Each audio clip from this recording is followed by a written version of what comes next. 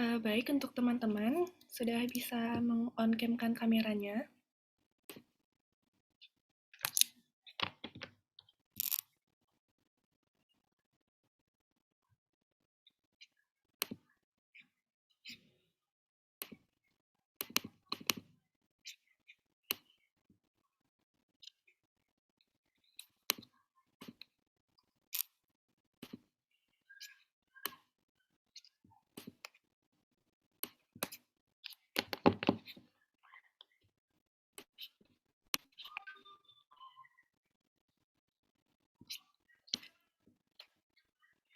Baik, Assalamualaikum warahmatullahi wabarakatuh.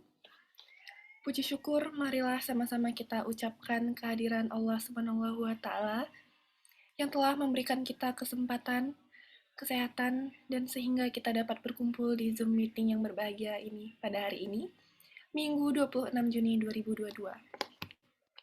Salawat beriring salam, marilah sama-sama kita sanjung sajikan kempakuan Nabi besar Muhammad SAW yang telah memberi kita dari alam kebodohan menuju alam yang penuh ilmu pengetahuan. Sebelumnya saya ucapkan terima kasih kepada yang terhormat Dekan Fakultas Kedokteran Universitas Syah Kuala, Dr. Subuhan Rio Pamungkas Spesialis Kedokteran Jiwa, dan kedua narasumber kita pada hari ini.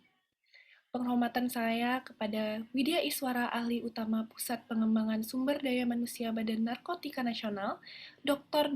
Diah Setia Utami, Spesialis Kedokteran Jiwa MARS, dan kelompok staf medis jantung dan pembuluh darah Fakultas Kedokteran Universitas Syah Kuala dan Rumah Sakit Umum Daerah Zainal Abidin, yaitu Dr. Nur Kalis, Spesialis Jantung Pembuluh FIHA FASCC, dan juga lokal koordinator CIMSA Fakultas Kedokteran Universitas Syah Kuala, Sabrina Masturah, beserta official CIMSA FK USK 2021-2022 dan seluruh organizing committee. Dan tidak lupa pula terima kasih saya ucapkan kepada seluruh partisipan yang sangat antusias berhadir dalam acara Hexamin How to X Nicotine pada hari ini. Saya, Syarifah Rayhan Afifah, selaku Master of Ceremony, mengucapkan selamat datang dalam acara Hexamin How to X Nicotine, yang bertujuan meningkatkan kesadaran dan pengetahuan mahasiswa kedokteran dan masyarakat umum tentang dampak negatif merokok dan acara pencegahannya. Yang tentunya akan dipandu oleh saya sendiri, Syarifah Rayhan Afifah, member of CIMSA FKUSK. Baik, sebelum memulai, untuk memberkati acara kita pada hari ini, marilah kita dengarkan lantunan ayat suci Al-Quranul Karim yang dilantunkan oleh Saudara Muhammad Imam Aulia. Kepada Saudara Imam Aulia, dipersilahkan.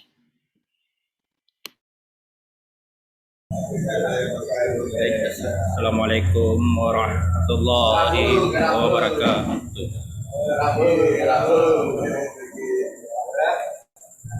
A'udzu billahi minasy syaithanir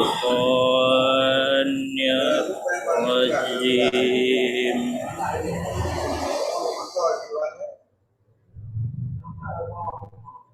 Bismillahirrahmanirrahim.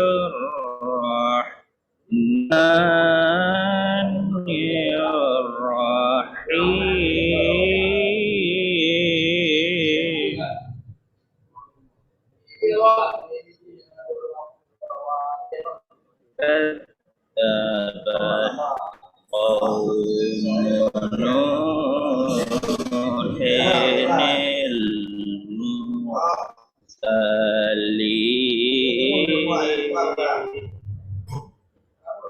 إذ قال لهم أخوهم نوح ألا تتقون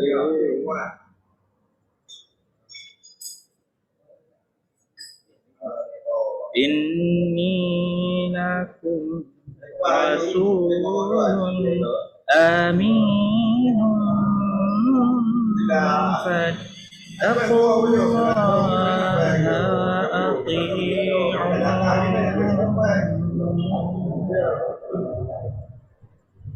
وما أسألكم لكم عليهم من أجر إن أجري إلا على رب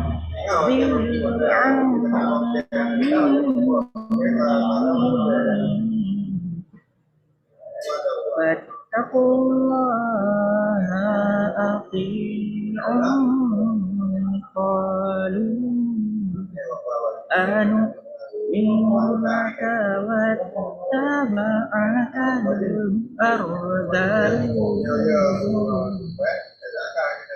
قال وما علمي بما كانوا يعملون إن حسابهم إلا على ربي لو تشعرون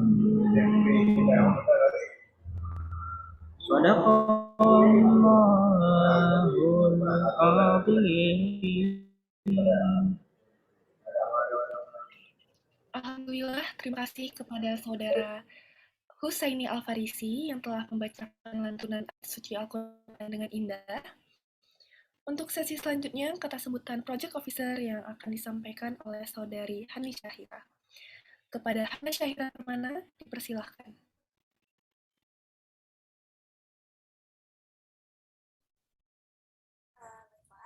Assalamualaikum warahmatullahi wabarakatuh. Alhamdulillahirabbil alamin wassalatu wassalamu ala asrofil anbiya'i wal mursalin wa ala alihi washabihi ajmain. Sebelumnya ucapan syukur pada Allah Subhanahu wa taala yang telah melimpahkan rahmat dan karunia-Nya kepada kita semua sehingga dapat berkumpul di Zoom meeting untuk acara hari ini.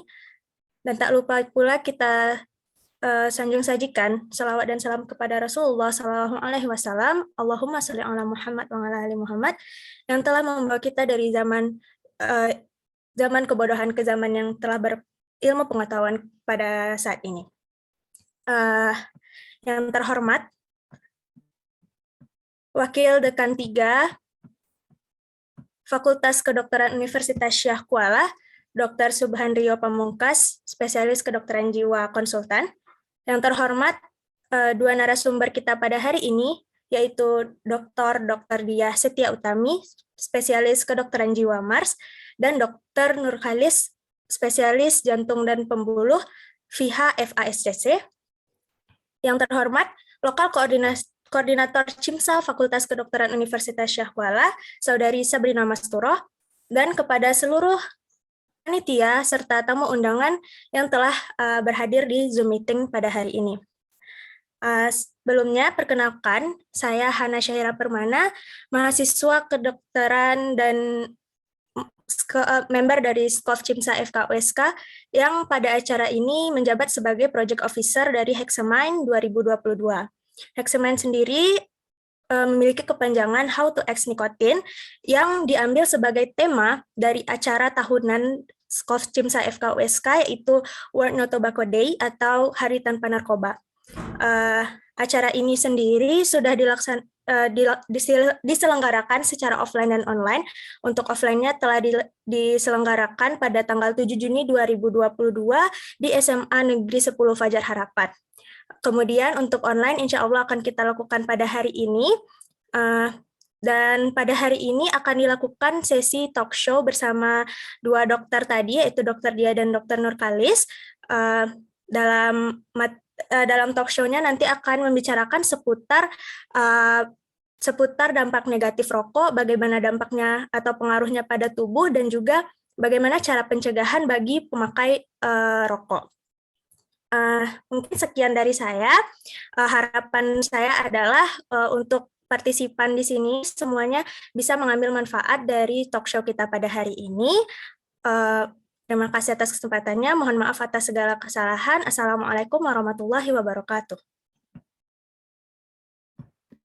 Baik, waalaikumsalam warahmatullahi wabarakatuh. Baik, selanjutnya kata sambutan Lokal Koordinator CIMSA FKUSK, Sabrina Masturah. Dengan segala hormat kami persilahkan. Bismillahirrahmanirrahim. Assalamualaikum warahmatullahi wabarakatuh. Puji syukur kita panjatkan kepada Allah Subhanahu wa taala, salawat beserta salam kepada Nabi Muhammad SAW. Sebelumnya saya ucapkan terima kasih kepada yang kami hormati Dr. Subhan Rio Pamungkas, SPKJ Konsultan, selaku Wakil Dekan 3 Fakultas Kedokteran Universitas Syah Kuala. Yang terhormat, narasumber kami pada hari ini, Dr. Diah Setia Utami, SPKJ Mars, selaku Widya Iswara, Ahli Utama PPSDM BNN Republik Indonesia, Dr. Nurkhalis SPJ PVH FISCC selaku dokter spesialis jantung dan pembuluh darah RSUDZA sekaligus sebagai dosen kami. Yang saya hormati official CIMSEFCA USK 2021-2022 beserta seluruh organizing committee, dan tidak lupa terima kasih saya ucapkan kepada seluruh partisipan yang telah berantusias mengikuti kegiatan kita pada hari ini. Hadirin sekalian, CIMSA atau Center for Indonesian Medical Students Activities merupakan organisasi mahasiswa kedokteran yang bersifat non-politik, non-profit, non-partisan, non-pemerintah, dan independen dan nasionalis sebagai wadah untuk memfasilitasi mahasiswa kedokteran dalam mengembangkan kapasitas dan potensi pada diri mereka sebagai upaya dalam meningkatkan taraf kesehatan nasional. Sebagai mahasiswa kedokteran, public health atau kesehatan masyarakat menjadi salah satu concern dalam pergerakan kami. Tingginya angka perokok yang diikuti dengan tingginya insidensi berbagai penyakit yang ternyata diakibatkan oleh faktor resiko dari kebiasaan merokok menjadi suatu kekhawatiran bagi kami. Maka dari itu, melalui salah satu standing committee kami, yaitu Standing Committee on Public Health, CIMSEFCA USK dengan bangga mempersembahkan kegiatan Hexamin atau How to X Nicotine. Saya, Sabrina Mastura, selaku lokal koordinator CIMSEFCA USK, mewakili seluruh official CIMSEFCA USK dan organizing committee, sekali lagi mengucapkan terima kasih banyak atas partisipasi dari hadirin sekalian. Kami berharap kegiatan kita pada hari ini melalui talk show ini dapat memberikan manfaat dan meningkatkan kesadaran serta pengetahuan kita semua tentang bahaya dan dampak dari rokok itu sendiri, sehingga nantinya dapat diimplementasikan baik pada diri sendiri maupun pada orang sekitar. Sekian dari saya. CIMSA, Empowering Medical Students, Improving Nation's Health. Assalamualaikum warahmatullahi wabarakatuh. Baik, Assalamualaikum warahmatullahi wabarakatuh. Baik, selanjutnya kata sambutan oleh Wakil Dekan 3 FKUSK. Penghormatan kami kepada Dr. Subhan Rio Pamungkas SPKJ, dengan segala hormat kami persilahkan. Terima kasih. Assalamualaikum warahmatullahi wabarakatuh. Alhamdulillahirrabbilalamin. Wabihi nasta'inu ala umurid dunya waddin. Wassalatu wassalamu ala asrafil anbiya'i wa mursalin. Wa ala alihi wa sahbihi ajma'in. Wa ba'du. Pertama, puji dan syukur kehadirat Allah Subhanahu wa taala. Kita semua masih diberi hidayah dan sehat pada pagi hari ini. Serta salawat dan salam ke junjungan Nabi Muhammad SAW. Pertama, yang saya hormati pemateri yang telah bersedia hadir pada hari libur pagi ini. Ada Dr. Diah Setia Utami, SPKJ. Dr. Diah ini adalah guru saya. Terima kasih, Dok. Terus kemudian juga ada Dr. Nurkhalis, SPJP, yang telah berhadir pada pagi ini. Dr. Nurkhalis ini senior saya ya, jadi terima kasih Dr. Nurkhalis. Terus kemudian juga ada di sini Ketua CIMSA beserta seluruh jajarannya, Ketua Panitia dan seluruh anggota panitia yang sudah berupaya menghabiskan waktu dan energinya untuk kegiatan pada pagi hari ini. Serta seluruh peserta yang telah hadir pada kegiatan Zoom pagi ini. Pada kesempatan kali ini saya selaku Wakil Dekan Bidang Kemahasiswaan dan Alumni mewakili Pak Dekan Profesor Dr. Maimun Syukri SPPD KG Habib Nasim yang kebetulan sedang berhalangan ada kegiatan lain yang bersamaan sehingga diwakilkan kepada saya. Alhamdulillah pada pagi hari ini kita sudah sampai pada acara Hexamin ini ya, yang membahas mengenai nikotin. Jadi nikotin ini memang merupakan tantangan yang besar menurut saya ya, bagaimana kita menghadapi terutama sekali dampak-dampak dari penggunaan nikotin. Sudah banyak upaya saya rasa dilakukan untuk menjelaskan, menyampaikan, bahkan kalau kita lihat edukasi-edukasi ya kepada masyarakat, baik itu di kotak rokok sendiri ataupun melalui flyer-flyer atau poster-poster yang mengenai dampak dari nikotin atau rokok. Namun masih banyak tetap orang yang cenderung merokok ya. Menjadi perhatian kita juga hal ini banyak yang miris adalah anak-anak remaja atau anak-anak perkuliahan yang sudah mulai merokok di usia dini ya. Nah ini tentu juga merupakan tantangan bagi kita semua, tenaga kesehatan ataupun masyarakat secara umum. Bagi mahasiswa kedokteran sendiri, ini yang saat ini kan diharapkan ya, bisa menjadi agent of change ya, agen perubahan yang dapat mempengaruhi keluarga, masyarakat sekitarnya mengenai hal-hal kesehatan. Tentu saya sangat bangga dengan adik-adik di CIMSA OSK yang sudah bisa mengambil topik ini. Ini merupakan hal lama yang namun memang masih menjadi tantangan hingga hari ini.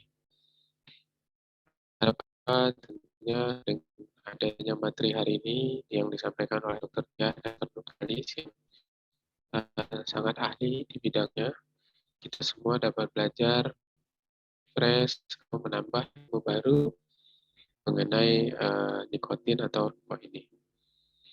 Untuk peserta, selamat mengikuti kegiatan pada hari ini. Semoga memperoleh ilmu yang bermanfaat. Bagi panitia yang offline, tetap jaga protokol kesehatan COVID. Semoga kegiatan hari ini bisa menjadi manfaat dan menjadi ibadah bagi kita semua. Mohon maaf bila dalam pelaksanaannya mungkin ada kekurangan dari anak-anak kami. Semoga dapat dimaklumi lebih dan kurang. Akhir, saya kembali mengucapkan terima kasih kepada semua pihak, terutama kepada narasumber. Demikian mungkin sambutan yang bisa saya sampaikan. Mohon maaf bila ada yang kurang berkenan. Wabillahi taufiq wal hidayah. Assalamualaikum warahmatullahi wabarakatuh. Baik, Waalaikumsalam warahmatullahi wabarakatuh. Baik, selanjutnya kita mulai acara inti kita, yaitu talk show sama dua pemateri hebat, Dr. Dia Setia Utami, spesialis kedokteran jiwa MARS, dan Dr. Nurkali, spesialis jantung pembuluh VH FASCC. Talk show Hexamin, How to X Nikotin akan saya serahkan kepada moderator kita. Kepada Saudari Nela Askia, saya persilahkan.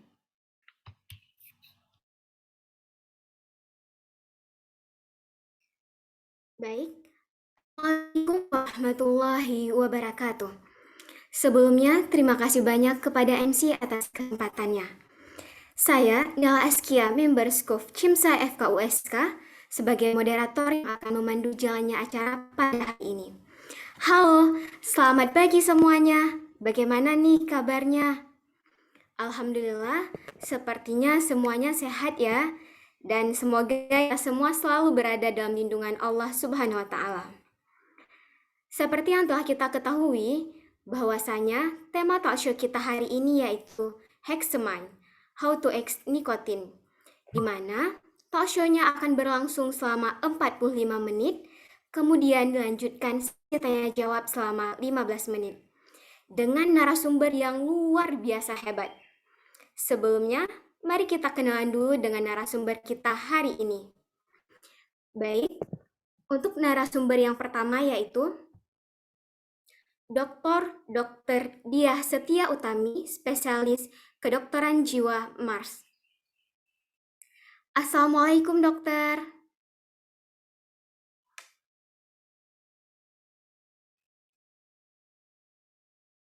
Indra dan bisa kuliah sehingga memastikan lulus dan memiliki skor B2 atau TOEFL Assalamualaikum Dokter Dia. Mahasiswa dibekali keterampilan Ya, praktis waalaikumsalam warahmatullahi wabarakatuh. Nela. sistem Ya, yang sangat dokter, bagaimana kabarnya dok hari ini? bertunjang dengan Alhamdulillah laboratorium sehat. untuk praktek konsultasi. Asiden ada insiden Kalian juga sedikit berkesempatan kemarin. untuk mendapatkan beasiswa. Kalian bisa Semoga keadaannya cepat membaik, dokter. Amin, amin. Universitas Saya Minawar. izin membacakan CV-nya ya, dokter.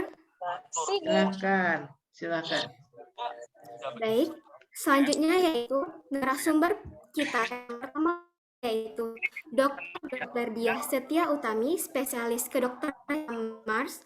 Beliau bekerja di Pusat Pengembangan Sumber Daya Manusia Badan Narkotika Nasional dengan jabatan Media Suara Ahli Utama. Kemudian, riwayat pendidikan pada tahun 1984 lulus doktor umum dari Fakultas Kedokteran Universitas Diponegoro Semarang. Pada tahun 1996 lulus spesialis kedokteran jiwa Fakultas Kedokteran Universitas Indonesia Jakarta. Pada tahun 2001 lulus Magister Administrasi Rumah Sakit Fakultas Kesehatan Masyarakat Universitas Indonesia Jakarta. Kemudian pada tahun 2016 lulus program doktor Fakultas Kedokteran Masyarakat Universitas Indonesia Jakarta.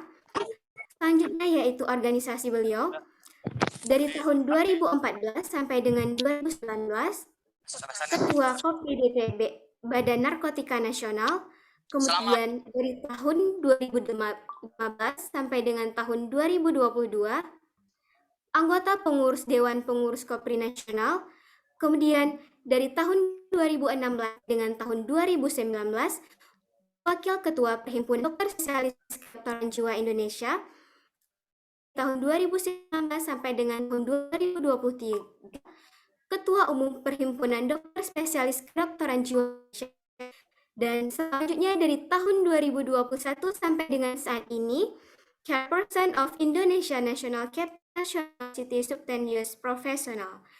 Next, selanjutnya kita akan membacakan CV dari narasumber kedua kita yaitu Dr. Nurhalis. Assalamualaikum dokter. Waalaikumsalam warahmatullahi wabarakatuh. Bagaimana kabar dokter? Alhamdulillah, sehat walafiat. Senang bergabung bersama. Alhamdulillah dokter. Dokter Nela izin membacakan CV dokter ya dokter? Ya, silakan deh. Narasumber kedua kita bernama Dr. Nurhalis, spesialis jantung dan pembuluh FASCC, kemudian pada Jalan Putomerhum nomor 10 Kota Alam, Banda Aceh. Nah, kemudian juga kelompok staf medis jantung dan pembuluh darah Fakultas Kedokteran Universitas Syekh Kuala dan juga bekerja di Rumah Sakit Umum Daerah Dr. Zainal Abidin, Banda Aceh. Nah, selanjutnya, education background ataupun riwayat pendidikan, Medical Faculty of University Syekh Kuala, Banda Aceh pada tahun 2002, kemudian spesialis jantung dan pembuluh darah Universitas Indonesia Jakarta pada tahun 2012, kemudian Fellow of Intensive Care and Cardiovascular Emergency and Interventional Cardiology, January 2017 to December 2017 at the Harapan Kita National Heart Center Jakarta, Fakultas Kedokteran Universitas Indonesia Jakarta. Selanjutnya yaitu Vascular Short Course January 2018 at the Harapan Kita National Heart Center Jakarta, Fakultas Kedokteran Universitas Indonesia Jakarta. Organisasi member di Brand Aceh, kemudian Brand Banda Aceh, kemudian Indonesia Heart Foundation Brand Aceh. Wah, pemateri alhamdulillah narasumber kedua kita hari ini benar-benar keren ya. Nah, dokter, mungkin untuk Dr. Nurhalis bagaimana dokter kesibukannya saat ini, Dok? Alhamdulillah tidak terlalu sibuk buat masalah waktu insya Allah. Alhamdulillah dok. Dengan dokter Dia bagaimana dok kesibukannya saat ini dokter? Ya lumayan, selalu ada kegiatan, harus berbagi karena kebetulan saya hari ini juga sedang ada raker dari pengurus IDI. Saya kebetulan juga jadi pengurus IDI di Majelis PK ya, meningkatkan profesi kedokteran, jadi double ya. Yang penting saya selalu menyiapkan namanya mahasiswa itu kalau mau belajar tentu kita harus fasilitasi dokter Nurhalis. Iya benar dok, mahasiswa yang utama. Okay. Terima kasih banyak dokter. Nah, baik dokter, sesuai dengan tema talk show kita hari ini, yaitu Hexamine, How to X Nicotine, jika kita perhatikan, remaja ini udah nggak asing lagi ya dokter sama yang namanya nikotin. Apalagi seperti rokok ataupun narkoba. Bahkan anak-anak juga udah familiar banget sama yang namanya rokok ini. Nela pernah baca dok, sekitar 225.700 masyarakat Indonesia setiap tahunnya meninggal diakibatkan oleh merokok ataupun efek samping daripada mengkonsumsi tembakau. Wah, disayangkan ya dokter kondisi kita saat ini. Sungguh sangat Ya. disayangkan dokter. Nah, jadi dokter, Ya. di sini dari kami panitia punya beberapa pertanyaan nih dokter mengenai tema talk show kita hari ini. Mungkin bisa langsung saja kita mulai untuk pertanyaan pertamanya ya dokter. Mungkin yang pertama, pertanyaan pertama kepada dokter Diah dok. Oke. Nah dokter, jadi dokter di sini pertanyaannya, adakah terapi ataupun tindakan untuk para remaja agar terhindar daripada kecanduan merokok ataupun narkoba? Seperti yang telah kita ketahui sekarang dok, begitu banyak remaja yang memang sudah menjadi candu terhadap rokok tersebut dok. Bagaimana dok? Ada terapi atau tindakannya dok? Ya, terima kasih. Assalamualaikum warahmatullahi wabarakatuh. Salam sehat untuk semuanya. Betul Nela bahwa saat ini remaja ini banyak sekali yang merokok ya. Dan kalau menurut BPS ini walaupun semua ini seluruhnya itu 23% ya lebih itu populasi di Indonesia itu merokok ya. Dan mungkin nanti Dr. Nurhalis nih yang paham sekali bagaimana itu efeknya terhadap tubuh ya. Nah, jadi kalau kita mau mengatakan perokok, yang memang yang utama adalah bagaimana pencegahan. Ya, kalau terapi tentu ada terapinya, tapi kalau sudah menjadi kecanduan, sulit terapinya karena harus secara komprehensif ya, baik secara psikososial intervention melalui berbagai konseling, juga dengan obat-obatan ya, banyak obat-obatannya, salah satunya adalah nikotin. Patch ya, jadi bisa ditempel di badan, terus dia juga ada obat yang biasanya itu sebagai pengganti ya, seperti substitusi namanya asetilsistein ya, itu kalau sudah terjadi kecanduan dan ingin berhenti. Tapi yang jelas bahwa adalah motivasi dari mereka untuk berhenti ya. Karena apa? Karena memang merokok pada remaja ini banyak sekali pengaruhnya ya. Baik itu dari keluarga ya, keluarga itu 60% lebih itu dari keluarga. Ya, iklan rokok yang begitu menggema justru tidak besar, 24% pengaruhnya terhadap remaja untuk merokok ya. Nah, yang paling besar sekali adalah sebaya. Ya, sebaya yang ada peer group ya, jadi ada peer pressure. Itu akan memaksa mereka untuk merokok ketika mereka mau diterima dalam kelompoknya. Nah, itu mencapai 72,8%, hampir 73%. Dan juga kita lihat bahwa kebiasaan orang tua ternyata merokok itu akan menyebabkan anak-anaknya juga merokok, menjadi role model. Ya, bagaimana kita bilang pada anak-anak kita, jangan merokok. Kalau dia melihat sendiri orang tuanya juga merokok. Dan perlu diingat Mbak Nela, bahwa rokok itu adalah pintu gerbang untuk penggunaan narkotika lainnya. Begitu dia sudah kecanduan rokok, maka dia akan mudah menggunakan narkotika yang lainnya. Jadi yang penting pencegahan. Kalau pengobatan, tentu banyak obat-obatan yang bisa diberikan ketika mereka sudah mau berhenti merokok. Ya, kira-kira itu Mbak Nela. Baik dokter, terima kasih banyak dokter. Berarti di sini hal yang paling penting kita lakukan yaitu pencegahannya ya dokter. Apalagi kalau misalnya kita merokok itu ataupun perokok sangat dipengaruhi oleh lingkungan sekitarnya ya dokter, terutama keluarga dan juga teman sebayanya dokter. Teman-teman sebaya, oke. Ya. Iya, benar. Berarti selanjutnya Nela akan bertanya kepada Dokter Nurhalis, dok. Nah, dokter kan kita dengar ada yang namanya perokok pasif dan juga perokok aktif, dok. Nah, di sini Nela juga pernah mendengar bahwasanya perokok pasif itu lebih berbahaya daripada perokok aktif, dok. Nah, dan juga perokok pasif juga bisa memiliki peluang untuk mengalami kanker paru-paru, dokter. Nah, ini bagaimana ya, dokter, penjelasannya mengenai hal tersebut, dokter? Baik, terima kasih. Bismillahirrahmanirrahim. Assalamualaikum warahmatullahi wabarakatuh. Waalaikumsalam warahmatullahi Yang wabarakatuh. saya hormati Wakil Dekan 3 FK USK dan juga Dr. Dia Setiautami dan teman-teman adik-adik Kimsa sekalian. Jadi kalau kita lihat memang perokok pasif itu sebenarnya lebih berbahaya daripada perokok aktif. Nah, perokok aktif saja sudah sedemikian banyak yang meninggal karena serangan jantung, karena kanker dan lain sebagainya. Belum lagi kalau perokok pasif ya.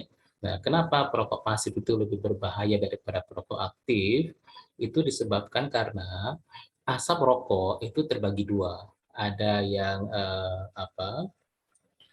mainstream, ada yang side stream. Okay. Mainstream itu asap aliran utama itu asap yang dihisap oleh si perokok dan kemudian dihembuskan lagi.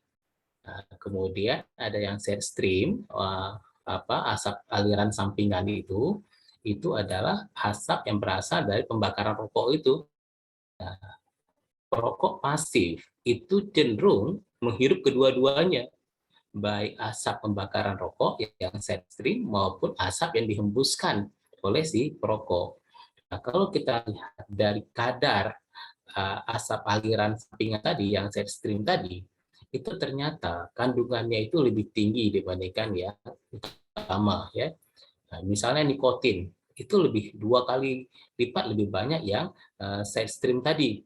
Kemudian juga hidrogen cyanida itu 4 sampai 6 kali lebih banyak. Demikian juga karbon monoksida 5 kali lebih banyak. Kemudian benzen itu 10 kali, anilin sampai 30 kali lipat lebih banyak. Kemudian nitrosamin ya. Nitrosamin ini sampai 50 kali lipat. Dan ini zat-zat ini adalah zat-zat yang sifatnya karsinogenik. Ya, seperti nitrosamin, anilin, benzen itu karsinogenik, artinya dia merangsang terjadinya kanker gitu. Maka sekarang banyak sekali orang-orang yang menderita kanker yang kita temui. Nah, jadi itulah akibatnya kalau kita berteman dengan orang yang hobi merokok. Jadi kita mendapatkan keburukan yang berlipat-lipat dari orang yang merokok. Jadi sebaiknya dekat sama orang merokok, ya, terutama pada saat dia merokok lah. Ya, ya demikian ya, silakan.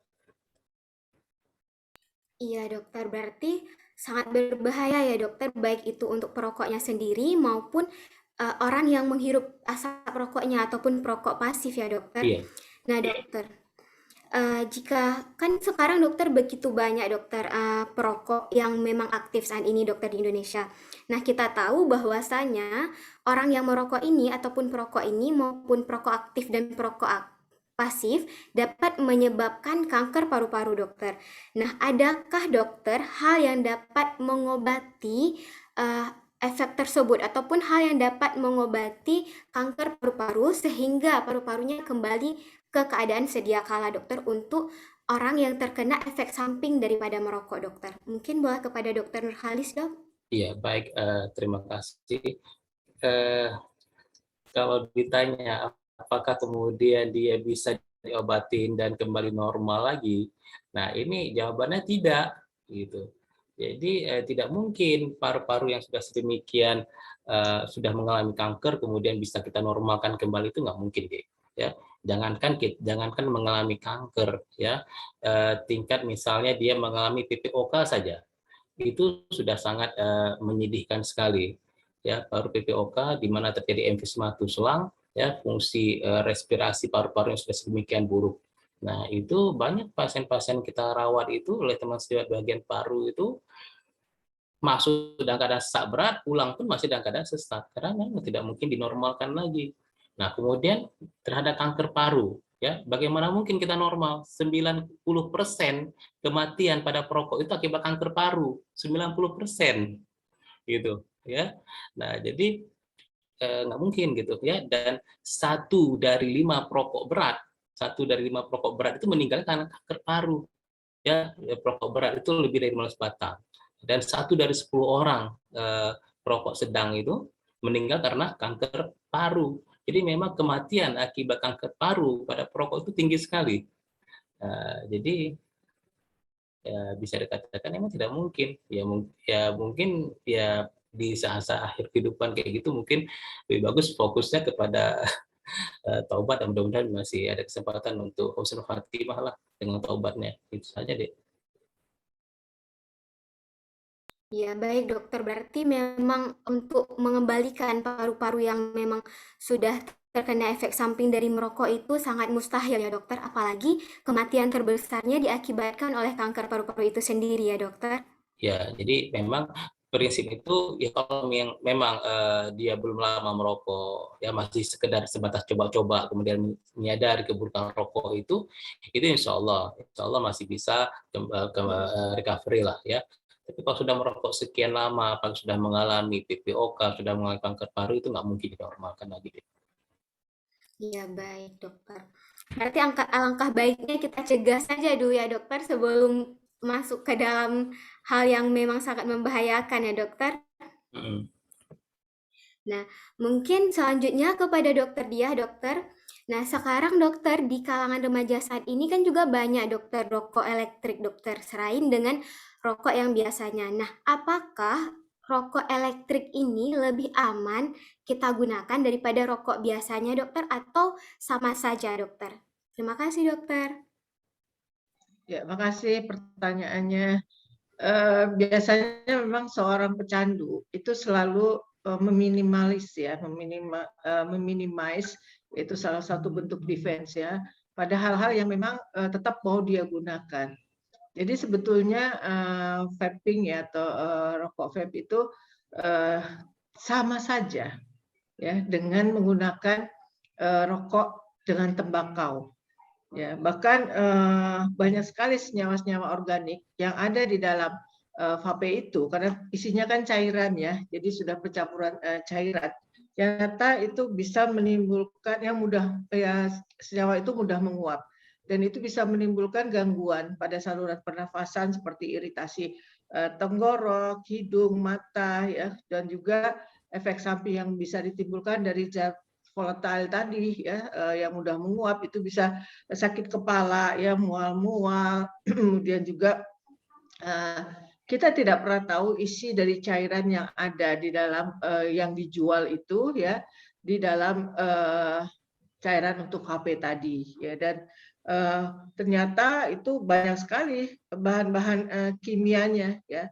Contohnya untuk supaya dia tetap membuat bahan itu tetap cair ya, itu ada yang cairannya itu dicampur dengan yang namanya diasetil. Nah, zat kimia ini ya merusak paru-paru ya. Terus itu ada yang namanya penyakit bronchiolitis obliterans itu ya. Jadi banyak banget zat-zat kimia lainnya seperti formaldehid ya, dan itu juga salah satu karsinogenik ya. Dan penyakit-penyakit yang lain yang disampaikan juga ini oleh American Heart Association Journal ya, bahwa dengan vape itu sama rokok tembakau tadi yang seperti disampaikan oleh Dr. Nurhalis juga, bahwa dia juga bisa menyebabkan berbagai penyakit stroke yang menjadi faktor risiko, stroke, infark, jantung, dan juga karsinogenik. Jadi kalau boleh dibilang, boleh dikatakan bahwa sama bahayanya ya. Nah, barang kita sekarang ini tidak tahu bahwa narkoba itu ada yang namanya new psychoactive substances. Jadi jenis narkoba baru yang dibuat oleh berbagai produsen untuk bisa menambahkan zat-zat tertentu ke dalam setiap bentuk narkotika. Contohnya ada yang golongan katinon, ada yang golongan kanabinoid. Nah, di dalam cairan-cairan yang ada untuk vape itu bisa saja dicampur golongan-golongan tadi, golongan-golongan stimulan seperti amfetamin dan sebagainya bisa dicampurkan. Sehingga kalau kita membeli cairan dari vaping itu ya, dari vape, kita tidak tahu persis apa isinya, dan itu bisa dicampur dengan berbagai jenis narkoba sintetis, yaitu yang tentu sangat membahayakan dan pastinya juga menimbulkan kecanduan. Jadi kalau ada orang berpikiran bahwa nanti semua mahasiswa ini adalah penyambung lidah, ya, sampaikan bahwa vape itu sama bahayanya dengan merokok tembakau. Karena justru tembakau kita udah jelas, kecuali kalau ada tembakau yang namanya tembakau gorila. Tembakau gorila itu tembakau isinya, ya, bisa dibeli lagi dengan cara online. Nah, itu adalah new psychoactive substances karena di situ ada campuran zat-zat yang mirip dengan ganja yang dibuat secara sintetis, disemprotkan kepada tembakau biasa. Sehingga ketika orang menggunakan itu, dampaknya sama ketika kita menggunakan ganja, bahkan lebih berat halusinasinya. Begitu juga dengan cairan vape. Bisa dicampur apapun tergantung produsennya, dan itu tentu membahayakan liver kita, ginjal kita, paru-paru kita, dan semua organ-organ tubuh yang penting di dalam tubuh kita. Itu kira-kira Mbak Nela, ya. Jadi hati-hati, sama bahayanya. Makan lebih berbahaya karena kita tidak pernah tahu isi cairan dari vape itu. Ya, makasih Mbak. Baik dokter, berarti dokter sama saja dokter, baik itu rokok elektrik maupun rokok tembakau sama-sama memiliki efek samping yang benar-benar bahaya ya dokter. Iya, berbahaya. Jadi dokter, mengapa kita tidak bisa mengetahui isi daripada cairan vape itu sendiri dokter? Apa memang itu disembunyikan atau bagaimana dokter? Ya, tentu tidak dikatakan zat aslinya kalau itu mengandung narkotika. Karena kalau iya, itu kan menjadi masalah hukum kan. Kalau orang itu tertulis di situ bahwa ada golongan amfetaminnya, ya, misalnya ada golongan amfetaminnya, ya. Nah, tentu itu kan sudah menjadi larangan, ada undang-undangnya di Undang-Undang Narkotika Nomor 35 Tahun 2009. Artinya kalau sampai berani menjual itu dan menulis komposisi dari zat-zat dari cairan vape itu, ya dia akan kena tangkap.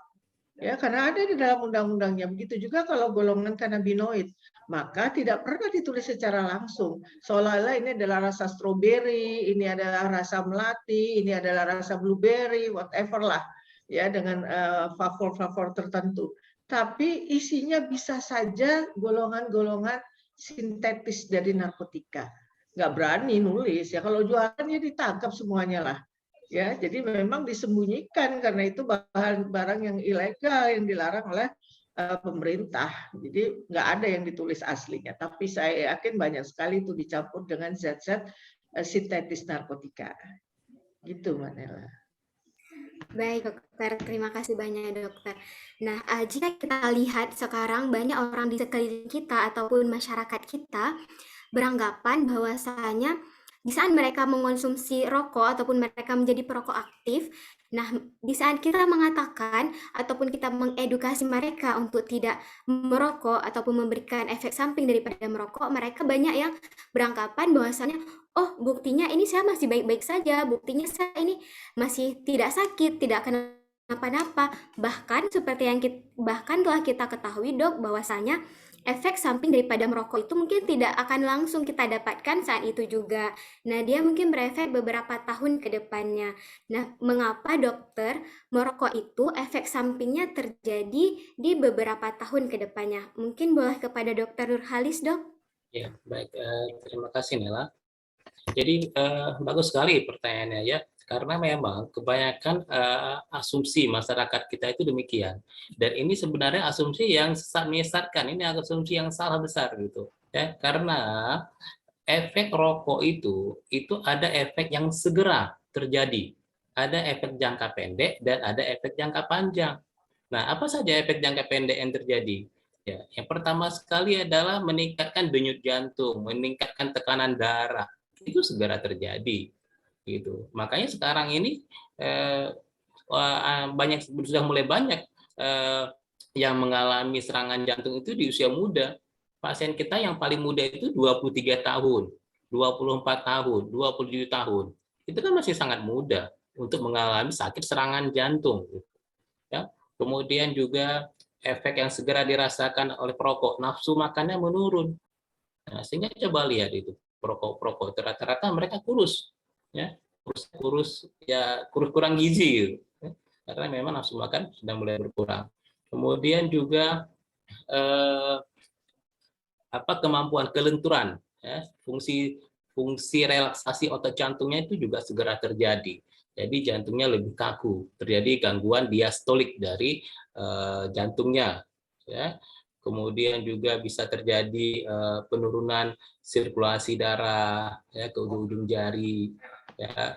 Dan ini bisa berdampak kepada Buerger disease misalnya. Buerger disease itu beda-beda. Ada orang yang terkena setelah sekian lama dia merokok, efek jangka panjang. Tapi ada juga orang yang baru memulai merokok sudah bisa terkena Buerger disease.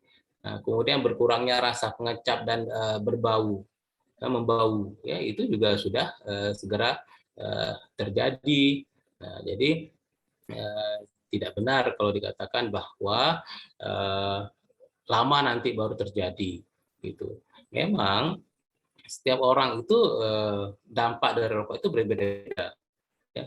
Efek buruk rokok itu terjadi mulai dari ujung kepala sampai ke ujung kaki, mulai dari kulit sampai ke organ-organ dalam tubuh, gitu. Nah, tetapi setiap orang bisa jadi berbeda-beda. Kenapa? Karena juga di tubuh kita itu ada namanya locus minoris resistant. Ini bagian tubuh seseorang yang mudah terkena sakit, dan itu bisa berbeda-beda setiap orang. Nah, sehingga bisa saja ada orang yang mungkin paru-parunya baik-baik saja, tapi kemudian dia terkena kanker misalnya, ya, itu paling banyak. Nah, atau mungkin dia tidak terkena kanker, tapi terkena sakit yang lain, Buerger disease misalnya, atau kena serangan jantung misalnya, atau kena stroke misalnya. Nah, jadi demikian, Nela. Baik dokter, berarti dokter merokok itu juga ada efek langsung ataupun cepatnya dan juga ada efek jangka panjangnya ya dokter? Ya benar. Nah dokter, apakah ada efek samping daripada seorang ayah ataupun seorang bapak kepada istrinya yang sedang mengandung? Nah, apakah terdapat efek samping nantinya kepada buah hatinya yang akan lahir nantinya atau bagaimana dok? Ya, ya, sangat menarik dan jawaban itu sangat menyedihkan, sangat memilukan sekali ya. Karena kita hampir setiap hari di rumah sakit itu melihat jawaban dari pertanyaan yang Nela sampaikan tadi ya. Jadi kita ulang lagi tadi, pertama pada perokok pasif ya, saya tambahkan ya, bahwa perokok pasif itu 30% lebih tinggi mengalami kanker paru gitu. Nah, dan pada istri perokok itu 20-50% lebih tinggi mengalami kanker paru. Nah, jadi mungkin kalau remaja-remaja putri ini tidak mau berteman sama remaja-remaja putra yang merokok, nah mungkin remaja putra cepat takut gitu untuk merokok gitu ya. Nah, kemudian terhadap anak, apa yang terjadi gitu? Ya kan? Kalaulah bayinya lahir dalam keadaan sehat ya, akibat terkena rokok dari ayahnya gitu ya, ini maka anak tersebut bisa mengalami batuk pilek itu 20-80% lebih tinggi daripada anak yang tidak terpapar asap rokok. Kemudian mengalami bronkitis ya, ini bisa sampai 2 kali lebih tinggi dibanding bukan anak yang perokok. Nah, itu anak yang lahir dalam keadaan sehat-sehat saja. Tapi di lapangan yang kita lihat apa? Berapa banyak bayi-bayi yang lahir dalam keadaan berat lahir yang rendah, ya, yang lahir dalam keadaan prematur, yang lahir dalam keadaan cacat. Cacat bisa apa saja, mulai bibir sumbing, mulai tidak punya tangan, tidak punya kaki, ya kan? Termasuk cacat jantung bawaan. Cacat jantung bawaan di Indonesia itu dalam setahun itu ada sekitar 30.000 bayi yang lahir dalam keadaan cacat. Nah, dari 30.000 itu hanya 10.000 yang bisa tertangani di Indonesia. Nah, salah satu faktor penyebab lahirnya cacat itu ya mulai dari akibat pengaruh orang tua ayah yang merokok, atau ibu yang merokok, atau ibu yang hamil yang terpapar oleh asap rokok. Kenapa? Karena asap rokok tadi itu menyebabkan terjadinya vasokonstriksi, ya, penyempitan aliran darah ke rahim, ya, ke sirkulasi janin. Nah, demikian juga kemudian kadar-kadar zat-zat yang kita sebutkan tadi, ya, CO. Ya, CO itu lebih kuat mengikat Hb dibandingkan oksigen O2. Ya, jadi semakin tinggi kadar CO-nya, semakin tersisihlah oksigennya, sehingga nantinya kadar oksigen yang diterima oleh janin tentu akan lebih sedikit dibandingkan dengan janin yang sehat. Nah, ini juga bisa memicu ya terjadinya cacat pada janin gitu. Nah, kemudian lebih awal lagi dari itu, ya laki-laki yang merokok. Laki-laki yang merokok itu juga bisa menyebabkan impotensi. Kenapa impotensi? Ya karena aliran darah ke genitalianya berkurang. Kemudian juga bisa menyebabkan cacat sperma. Nah, ini banyak orang yang merasa jagoan ya dengan merokok. Padahal kalau kita lihat sperma itu banyak yang mengalami cacat spermanya. Apanya yang cacat? Ya misalnya ya kepala spermanya bercabang dua, atau kepala spermanya bergranul-granul, ada kepala spermanya yang runcing, ya, ada badan sperma yang terbelah dua, ya, ada yang kepala sperma giant besar, ada yang badan sperma yang buntung, gitu. Jadi banyak sekali cacat-cacat sperma pada orang yang merokok, gitu. Nah, jadi rentetan fakta-fakta itulah yang kemudian bisa menyebabkan lahirnya generasi-generasi yang sangat menyedihkan. Ya, kami setiap hari asing melihat itu saja, ya sedih kita. Nah, makanya kita ingatkan ya kepada masyarakat, juga kepada adik-adik dari Fakultas Kedokteran ini untuk terus ya lebih agresif menyadarkan masyarakat kita tentang betapa buruknya dampak rokok ini. Demikian, Nela.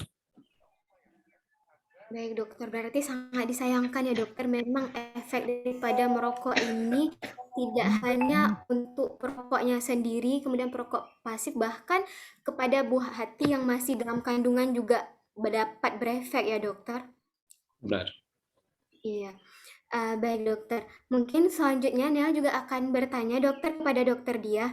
Nah Ya, dokter, seperti yang silakan. telah kita ketahui tadi dokter Nurhalis telah menyampaikan bahwasanya orang perokok itu ataupun perokok aktif itu akan memiliki nafsu makan menurun ataupun dapat mempengaruhi moodnya. Nah, bisa kita lihat nih dokter dalam keseharian, di saat orang perokok aktif ingin berhenti dalam merokok, nah mereka mungkin jika langsung berhenti dalam sehari yang biasanya mengkonsumsi sekitar 5 batang rokok ataupun 4 batang rokok dan kemudian mengkonsumsi 1 atau 2 batang rokok, itu dapat mempengaruhi moodnya dokter. Nah, kira-kira hal apa ya dokter yang dapat menyebabkan hal tersebut terjadi dokter? Terima kasih dokter Dia. Ya, makasih pertanyaannya. Jadi rokok itu ya sebenarnya banyak zat psikoaktif ya yang ada yang hari-hari kita gunakan. Contohnya kopi, kafein itu adalah zat psikoaktif. Kemudian coklat itu juga mengandung kafein. Bahkan teh mengandung tebain yang bagian dari jenis zat-zat psikoaktif. Begitu juga rokok dengan nikotinnya. Nah, nikotin ini secara patofisiologinya dia akan masuk ke dalam tubuh kita. Ketika dia masuk ke dalam tubuh kita, dia akan melalui pernafasan kita, dia akan masuk ke dalam otak. Karena semua zat psikoaktif itu bekerjanya di otak. Nah, di dalam otak, ya subhanallah ya sudah diatur semuanya. Nah, ada satu bagian otak yang namanya amigdala. Disitulah ada satu nukleus ya, nukleus accumbens, tempat di mana segala sesuatu yang berkaitan dengan kesenangan itu di situ pusatnya. Jadi di situ disebut pusat kesenangan. Di dalam pusat kesenangan itu ada reseptor nikotin ya. Pada reseptornya tuh alfa 4.2 kalau nggak salah ya. Nah, jadi karena kafein ini sifatnya stimulan ya, meningkatkan orang secara psikomotorik ya, baik psikologis maupun motorik, maka ketika dia masuk ke dalam sel reseptor itu seperti terkunci seperti itu. Jadi istilah kita key and lock ya. Reseptor itu kemudian memegang si nikotin tadi. Dan ketika nikotin itu sudah masuk kepada dendrit-dendrit ujung sarafnya, maka akan mengeluarkan zat-zat neurokimiawi otak ya, khususnya dopamin dan juga serotonin. Nah, dengan dopamin itulah orang tuh merasa aman, nyaman, enak, ya, rileks, ya. Ketika itu dopamin sudah keluar, ya, di dalam tubuhnya, dia merasa nyaman aja. Tadi seperti Dr. Nurhalis bilang, kayaknya seperti kelihatan kurang gizi. Ngerokok itu dia rasanya nyaman, jadi nggak butuh makan gitu ya. Samalah ketika orang pakai ekstasi atau pakai sabu, ya itu sama, dia stimulan. Jadi kalau dia sudah masuk ke dalam reseptornya, jadi di dalam otak kita tuh di daerah amigdala itu semuanya otak apa namanya zat-zatnya itu ada reseptornya sendiri-sendiri. Ya, nah orang kalau sudah kecanduan itu, dia akan hanya bisa berpikir enak, merasa nyaman, kalau zat itu ada di dalam tubuhnya masuk melalui otak. Nah, tadi Mbak Nela nanyakan, kemudian dia menghentikan, maka segala sesuatunya akan turun. Ya, ada ketidakseimbangan dari dopamin dan serotonin tadi.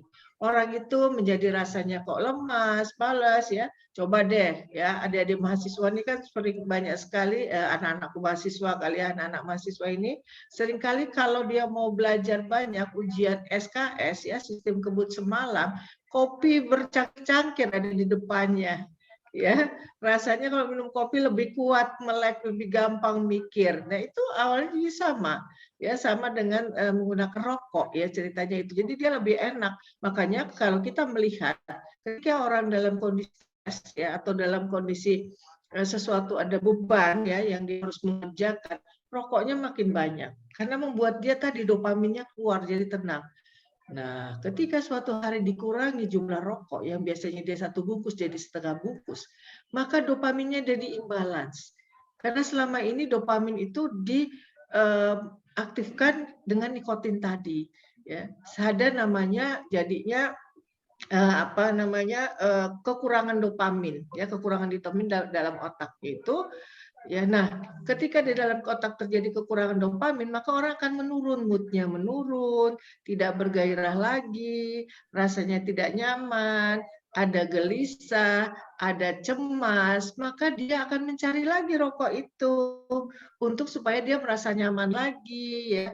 Kemudian jadi relax dan sebagainya. Jadi itulah sesuatu putaran dari suatu adiksi, sehingga kenapa orang itu kalau adiksi susah sekali dilepas karena tadi sudah ada sel-sel reseptornya yang terikat ya di dalam sudah ada ya sudah masuk nikotin itu ke dalam sel-sel reseptor yang diikat. Ya. Nah, ketika dia tidak ada, kemudian dia mencoba untuk berhenti. Kenapa orang tuh kalau sudah kecanduan susah berhenti? Karena sudah masuk dalam sel memori dia melalui reseptor tadi. Jadi walaupun dia sudah tidak pakai lagi, ya seminggu 2 minggu dia udah bisa bertahan tidak pakai. Ya, walaupun dengan berbagai usaha, biasanya dia alihkannya dengan makan. Makanya orang itu kalau berhenti merokok seringkali jadi berat badannya nambah. Karena dia mendisplacement ya dengan kegiatan-kegiatan lain yang terutama makan ya supaya mulut tidak asam ya supaya pikirannya enak tidurnya enak jadi dia dengan makan. Nah ketika itulah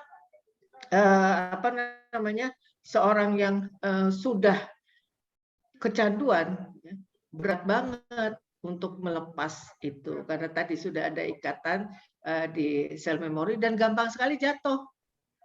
Contoh lah ya kenapa sih dibilang orang yang sudah kecanduan itu namanya chronic relapsing disorders. Ya, dia tidak bisa disembuhkan, tapi dia bisa dipulihkan. Sama seperti orang punya sakit diabetes. Ya, sakit diabetes itu total sembuh tidak, tapi kontrol terus, dikontrol baik dietnya, obatnya, olahraganya, kehidupan seimbang. Seorang pecandu juga seperti itu, termasuk pencandu rokok. Karena gampang sekali dia jatuh. Dia ketemu temennya, ya, kemudian kata temennya, lu gimana kabarnya? Oh, baik ini terus sambil duduk, bentar kita ngobrol-ngobrol, ditawarin rokok. Mula-mula awalnya tidak akan bilang, gue udah nggak ngerokok lagi, saya udah nggak ngerokok lagi nih sekarang. Ya, masa lo sama temen aja. Ini begitu melihat rokok atau menghisap orang bau rokok, itu sel memorinya bangun lagi, kepingin lagi dia.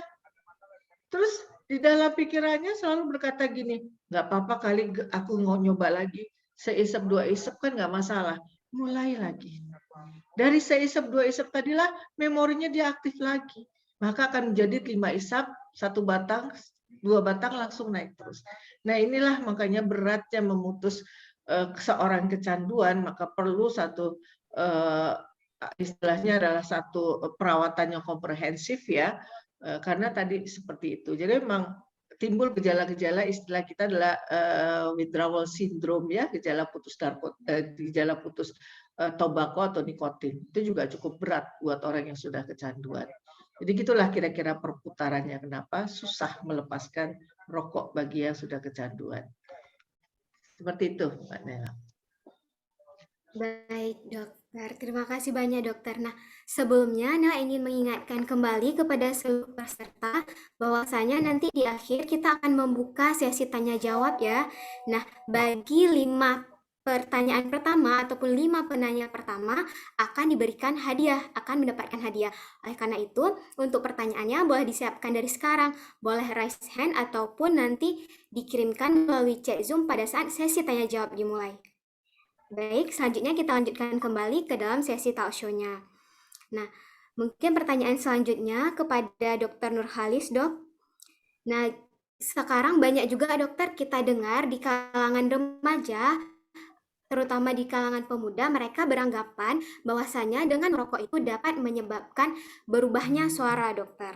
Nah, apakah hal ini benar, dokter? Dan mohon penjelasannya, dokter. Ya, benar sekali ya. Jadi berubah suara menjadi serak gitu ya. Itu akibat kalau yang ringan-ringannya itu akibat terjadinya iritasi ya, dari asap kepada pita suara dan saluran pernafasannya, iritasi. Itu yang ringan. Yang kita takutkan apa? Ternyata kanker gitu. Itu berapa banyak itu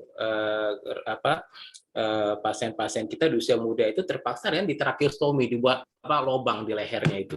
Jadi bayangkan aja itu masih muda, kemudian bernafasnya bukan dari hidung tapi bernafasnya dari lubang yang dibuat di leher itu.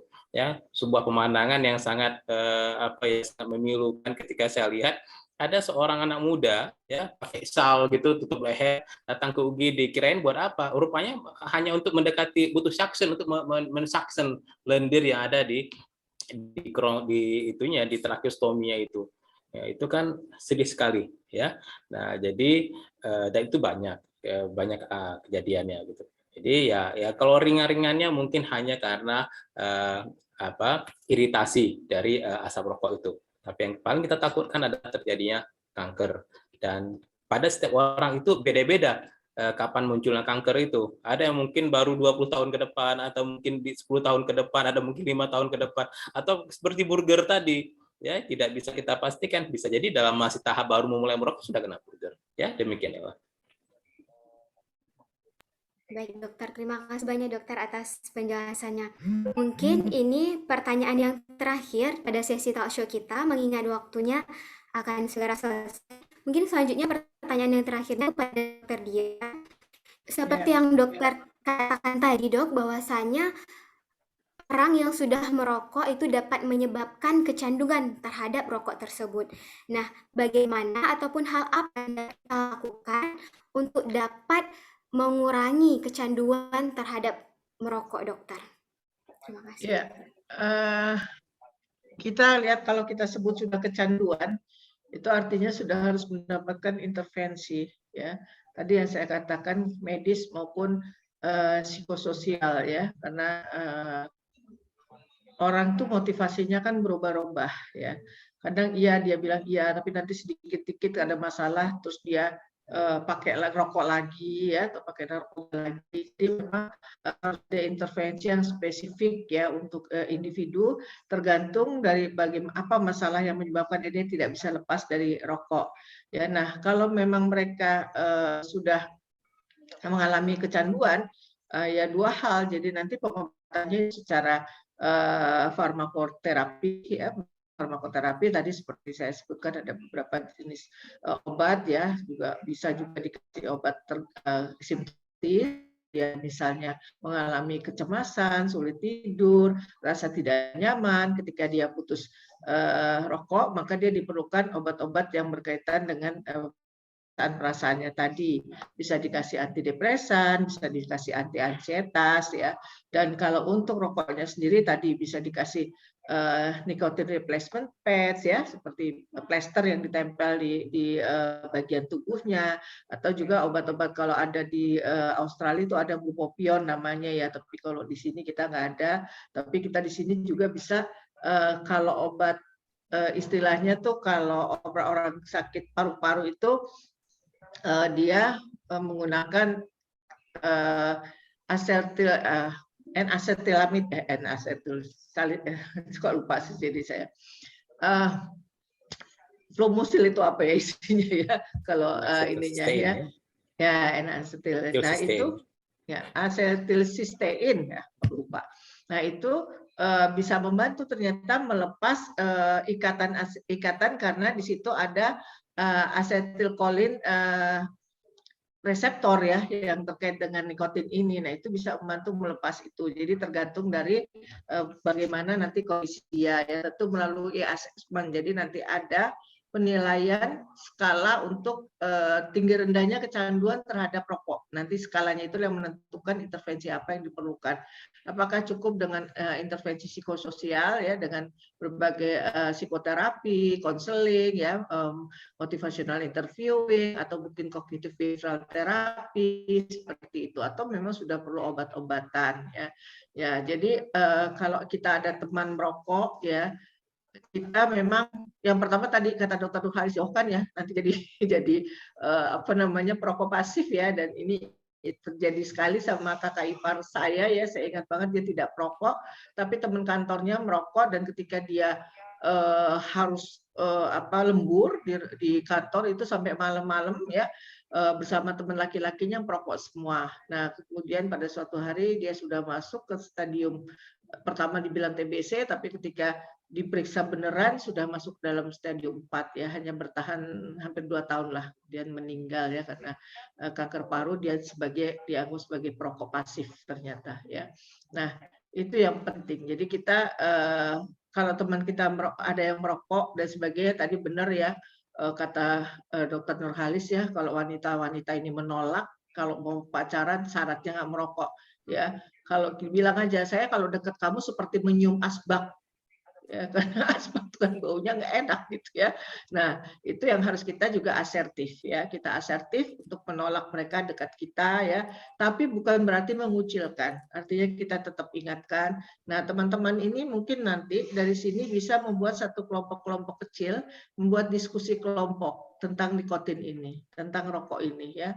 Jadikanlah kampus-kampus bebas dari asap rokok misalnya. Kalau ketahuan bayar denda 100.000 atau sampai 500.000, boleh gitu, seperti itu ya. Nah itu buat program-program yang memang kita meyakini bahwa kampus kita setidaknya bisa bersih dari asap rokok. Jadi ini PR-nya nanti nih ke depannya, supaya jangan sampai banyak pecandu rokok atau perokok yang aktif di kampus ya. Jadi itulah tadi kira-kira penanganannya. Bisa farmakoterapi, bisa psikososial, tergantung dari derajat keparahan penggunaan merokoknya atau nikotinnya. Itu Mbak Nela. Baik dokter, terima kasih banyak dokter untuk penjelasannya. Oke, baik semuanya. Nah, mungkin untuk sesi talk show kita sudah selesai. Bahwasanya juga talk show kita barusan sungguh sangat-sangat menarik, apalagi penjelasan dari dokternya sangat mudah kita pahami. Terima kasih banyak dokter. Nah, mungkin selanjutnya kita akan membuka sesi tanya jawab. Nah, beritahukan kembali bahwasanya untuk 5 yang memberikan pertanyaan pertama ataupun 5 pertanyaan pertama akan mendapatkan hadiah dari panitia. Oleh karena itu, untuk yang ingin bertanya boleh langsung raise hand ataupun mengirimkannya di kolom chat. Baik, kita tunggu. Nah, ini sudah ada yang pertama. Pertanyaan untuk yang pertama, kita persilahkan yang sudah raise hand, yaitu dari Mbak NA1 kepadanya kami persilahkan.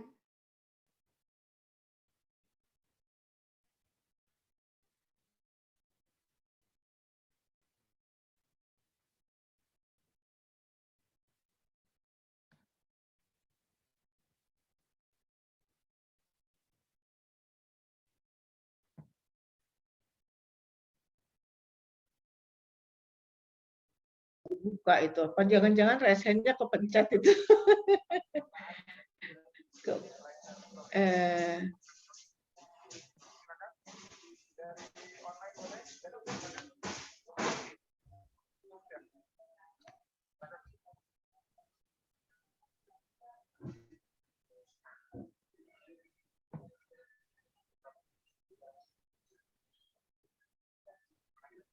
Masih mute, Mbak Nela, masih mute. Mohon maaf dokter. Nah, mungkin untuk selanjutnya boleh kita baca terlebih dahulu untuk pertanyaan yang sudah ada di chat Zoom, dokter. Nah, di mana di sini dari Asman Rinaldi, dokter.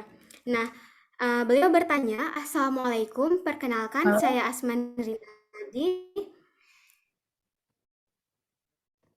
Ya, halo Mbak. Mohon maaf Mbak, mungkin setelah pertanyaan ini boleh kita lanjut ke pertanyaan Mbak ya Mbak. Baik, Asam Nela izin lanjutkan. Oh ya, baik. Ya, baik Mbak. Baik, Nela izin melanjutkan dokter. Assalamualaikum, perkenalkan saya Asman Rinaldi, mahasiswa pendidikan Bahasa Indonesia Universitas Maliku Saleh. Saya perokok aktif dok. Tanpa rokok, sepertinya otak saya tidak bisa bekerja dok. Yang ingin saya tanyakan, apakah rokok dapat meningkatkan kinerja otak dok? Terima kasih banyak. Mungkin yang pertama sekali boleh untuk dokter Diah dok, bagaimana dok?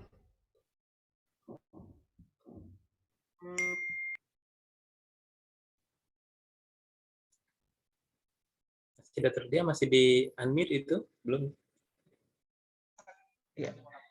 Iya, terima kasih pertanyaannya untuk Asman Rinaldi. Rokok tidak meningkatkan fungsi otak, ya artinya bahwa kemampuan otak ini hanya bisa apabila ada rokok. Jadi ini hal yang selalu kita dengar dari anak-anak, bahwa kalau saya nggak ngerokok, saya nggak bisa mikir. Ya, nggak seperti itu sebetulnya. Karena tadi sudah ada persepsi di dalam dirinya dengan rokok itu menjadi lebih nyaman, lebih enak mikirnya. Padahal bukan seksi, karena apa? Bukan karena otaknya mampu untuk melakukan kerjanya otak jadi lebih bagus. Tadi kata dopaminnya itu.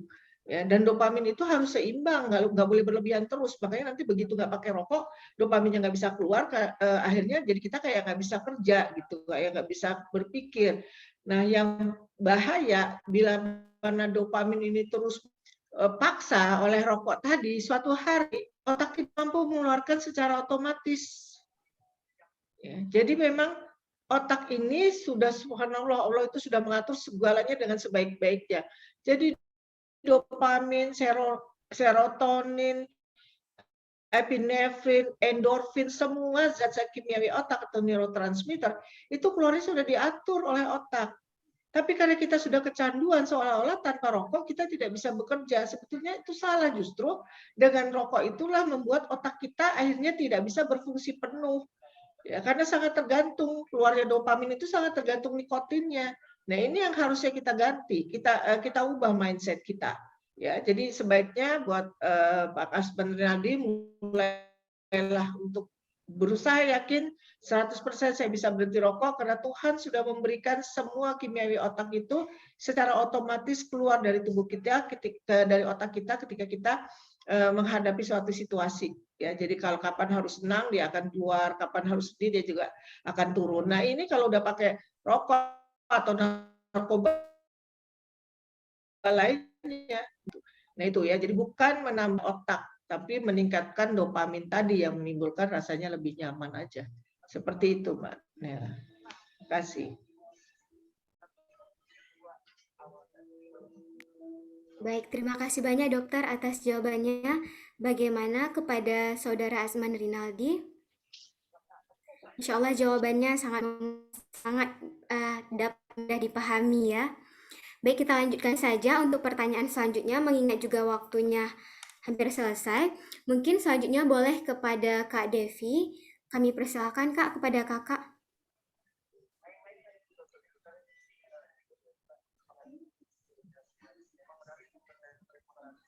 Ya, selamat pagi, Dok. Pagi. Ya, selamat pagi. Saya ingin mengajukan pertanyaan dokter.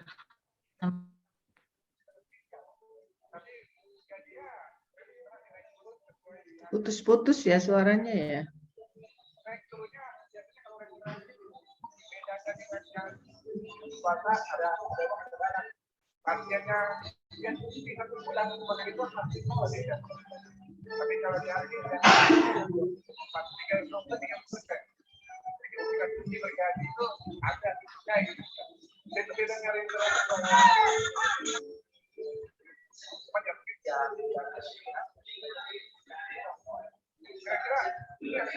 Ya,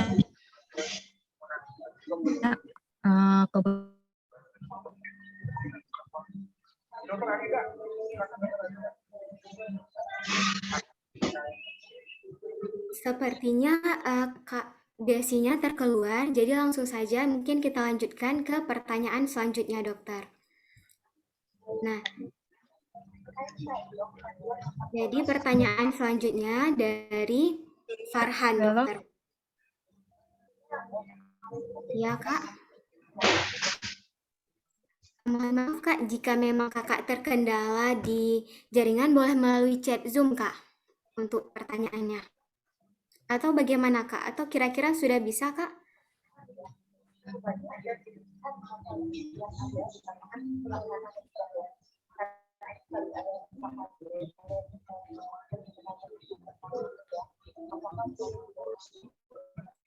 Mungkin kepada Kak Devi untuk pertanyaannya boleh dikirimkan melalui chat Zoom saja, Kak. Nah, selanjutnya dokter, kita lanjut ke pertanyaan dari Farhan, dokter. Izin bertanya, dokter, apa yang harus dilakukan oleh seorang dokter untuk mengurangi maraknya rokok di kalangan remaja yang kita tahu bahwasanya terkait penyuluhan biasa itu tidak terlalu membawa perubahan besar. Apakah ada tindakan verbal yang bisa kita lakukan dengan turun langsung ke kalangan remaja?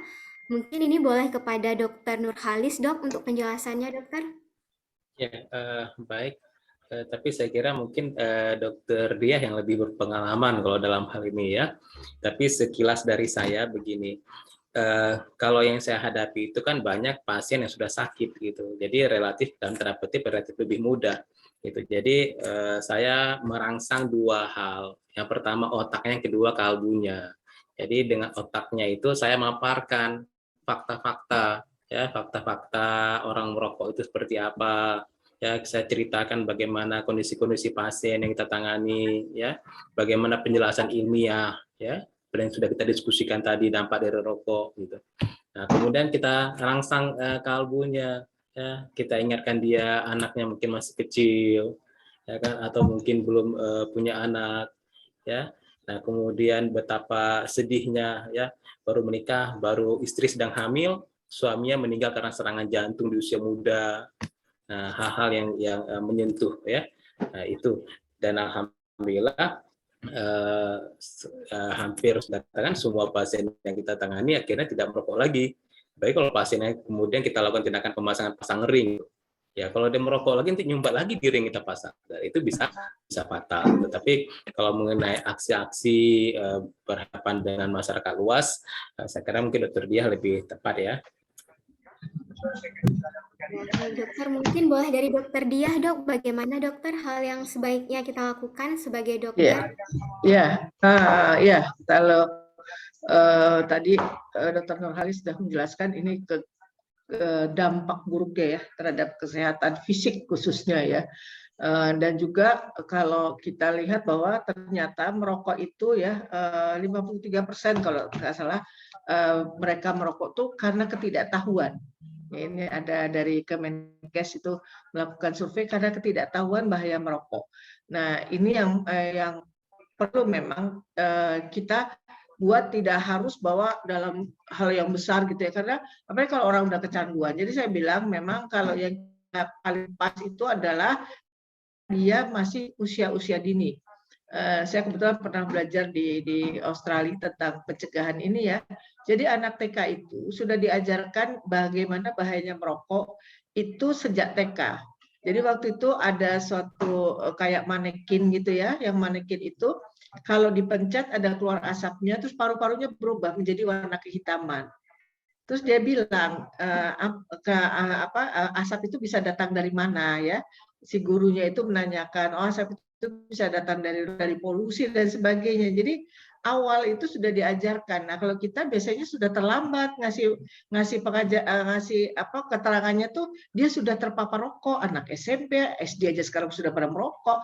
Jadi pencegahan itu memang yang pertama harusnya dilakukan sejak dini, sejak anak itu belum terpapar. Kalau sudah terpapar agak susah karena mereka sudah dapat dan bilang tuh ya tadi seperti Mbak Nela bilang kan, toh kakek saya merokok umurnya udah 85 tahun sehat-sehat aja itu ya, dan ditakuti gambar-gambar yang menakutkan. Dia bilang lah itu kan ada orang yang begitu, tapi kan banyak juga yang nggak kena seperti itu. Jadi kata dokter tadi kalau sudah pasang ring ya sudah harus kena stroke baru pada berhenti merokok. Jadi susah kalau memang kita sudah kadung ya, tapi yang paling pas memang pada saat usia dini.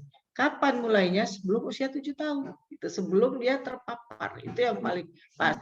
Kalau nanti adik-adik mahasiswa ini tolong buat aja tadi saya bilang ya, buat satu kelompok-kelompok kecil, kita heksaminnya ini tadi nanti diteruskan dalam bentuk kelompok-kelompok kecil diskusi-diskusi tentang rokok dan vaping tentunya ya, yang dan itu menyebar kemana-mana ya, itu insya Allah itu amal ibadah lah buat kita kalau kita bisa melakukan itu. Jadi mencegah pelan-pelan dan kita punya peran untuk itu, setidaknya untuk di dalam keluarga sendiri ya, atau perkumpulan-perkumpulan kecil, yaitu mulai bisa dilakukan pencegahan. Saya rasa itu, Mbak. Baik, terima kasih banyak kepada Dr. Diah dan juga Dr. Nurhalis atas jawabannya. Mungkin selanjutnya kita lanjut ke pertanyaan selanjutnya, yaitu dari Saudari Farida Oktami. Assalamualaikum, permisi dokter. Permisi teman-teman, saya izin bertanya. Saya Farida Oktami dari mahasiswa farmasi. Izin bertanya, seperti yang sudah dijelaskan oleh Dr. Diah, bahwasanya rokok elektrik ataupun vape sama bahayanya dengan rokok tembakau. Bahkan lebih parah rokok elektrik karena kita tidak mengetahui kandungan cairan dari vape tersebut. Pertanyaan saya, mengapa pemerintah tidak meneliti lebih lanjut tentang vape yang beredar di masyarakat dan membahayakan masyarakat? Mungkin buat kepada Dr. Diah, Dok. Ya, di beberapa negara seperti Singapura, Malaysia, kemudian beberapa negara ya, saya tahu banget itu di Singapura dan Malaysia, vaping itu dilarang oleh pemerintah. Jadi nggak ada orang boleh ngerokok elektrik ya, karena mereka tahu. Nah, kenapa pemerintah belum melarang ya? Karena memang sama, semua sama. Ini pertanyaan dengan rokok. Kenapa rokok tidak dilarang? Ya, kalau dihitung tadi kita dengar penjelasan Dr. Nurhalis bahwa ternyata merokok itu banyak mudaratnya dibanding manfaatnya. Ya, dampak buruknya terlihat setelah jangka panjang penggunaannya. Nah, semua ini memang sangat dilematis. Satu-satunya negara yang tidak menandatangani apa itu namanya ya, CTC. Ya, itu ya Indonesia ya salah satunya ya, tidak menandatangani itu untuk melarang peredaran rokok tembakau. Karena tadi kita masih dilematis bahwa Indonesia ini masih butuh pajak rokoknya begitu ya untuk membangunnya. Ini yang sesuatu yang memang sulit. Nah, ini sebetulnya sama dengan vape begitu ya, pajaknya juga dibutuhkan. Jadi kalau kita terus mendesak bahwa kenapa kalau kita berpikirnya salah pemerintah ini, pemerintah yang tidak begini. Kalau kita berpikirnya bukan karena seorang permintaan, sekarang kita baliklah ya. Kalaupun itu ada, kalau kita tidak mau, ya juga tidak laku. Kalau tidak laku, pasti akan lama-lama perusahaan itu juga berkurang. Itu yang harus kita coba. Jadi jangan menyatakan bahwa tersedia. Sekarang sama lah. Alkohol tersedia di mana-mana. Kalau kita nggak pakai, kan juga penjualannya tidak akan sebagus kalau banyak orang yang pakai alkohol. Nah sama gitu. Jadi kalau kita lihat bahwa tentu saya juga berharap rokok itu sebenarnya rokok juga sudah ada pembatasannya kok ya, yang boleh beli berapa ya, itu kalau di luar negeri ketat banget, tapi di sini memang belum tidak ketat. Ya artinya dulu di sini anak-anak kecil aja sama ayahnya disuruh beli rokok, tolong belikan bapak rokok di warung situ ya. Nah itu kan sudah membuat image pada anak-anak itu bahwa oh rokok nggak apa-apa, bapakku aja juru aku beli rokok gitu ya. Bersama sama vape juga begitu ya. Jadi yang penting buat kita sekarang pencegahan untuk diri kita dan lingkungan dulu ya, sambil kita usahakan karena mudah-mudahan nanti benar-benar Indonesia mau menandatangani FCTC-nya. Eksekusi ya, FCTC dong. FCTC yang mengatakan bahwa menolak ya itu tembakau ya, produksi tembakau. Mudah-mudahan suatu saat seperti itu bisa terjadi gitu. Kita berharap karena hanya cuma beberapa ya Dr. Halis ya yang belum ya, negara-negara yang belum. Sepengetahuan saya tinggal 5 dok. Tinggal 5 termasuk Indonesia kan? Zimbabwe, Timor Leste aja udah dok. Iya, ya kan beberapa negara yang low income kayaknya ya yang masih setuju, yang belum setuju menandatangani STVC-nya itu ya. Jadi maka kita berharap itu Dr. Nurhalis juga pasti berharap ini bisa segera ditandatangani sehingga kita bisa benar-benar memperketat peredaran tembakau di Indonesia ya. Jadi itu kira-kira. Jadi kita dulu lah yang mulai mencegah diri kita sebelum kita mau menuntut orang lain. Ya, itu Mbak. Baik, dokter. Terima kasih dokter. Kita lanjut ke pertanyaan selanjutnya, dokter, dari saudari Devi. Maaf, Dokter Nurhalis, saya izin mengajukan pertanyaan. Saya ada case mengenai pasien ASC yang disebabkan kebiasaan merokok 2 bungkus per harinya. Kebetulan pasiennya adalah ayah saya sendiri. Saat ini sudah terpasang ring di jantung. Namun untuk menghilangkan kebiasaan merokok masih sulit, Dok. Dan tentunya rutin minum obat dan kontrol dengan ahli. Saya sudah mengingatkan dengan berbagai macam perspektif, Dok. Tapi apakah ada perspektif dari sudut agama yang mungkin lebih membuat hati ayah saya tergerak untuk segera berhenti merokok? Terima kasih banyak, Dok. Kepada Dr. Nurhalis, dipersilahkan, Dok. Ya, terima kasih. Emang sangat menyedihkan ya kalau sudah menjalani tindakan intervensi demikian masih juga merokok. Karena dengan dia tak merokok nanti bisa terjadi di penyumbatan di tempat lain yang awalnya masih baik-baik ya. Nah, itu bisa terjadi. Dan perlu diingat juga kalau sudah terjadi penyumbatan di otak, maka kita patut curiga, jangan-jangan di otak juga sudah menyumbat. Di pembuluh darah kaki juga sudah menyumbat, pembuluh darah lain juga sudah mengalami penyumbatan gitu. Nah, itu kemudian juga efektivitas kerja obat akibat dia merokok kan menjadi menurun gitu. Nah, sehingga juga nanti selain bisa terjadi penyumbatan tempat lain, maka juga bisa terjadi penyumbatan di ring yang kita pasang itu. Yaitu banyak kasusnya. Nah, sekarang bagaimana strategi pendekatan spiritual gitu.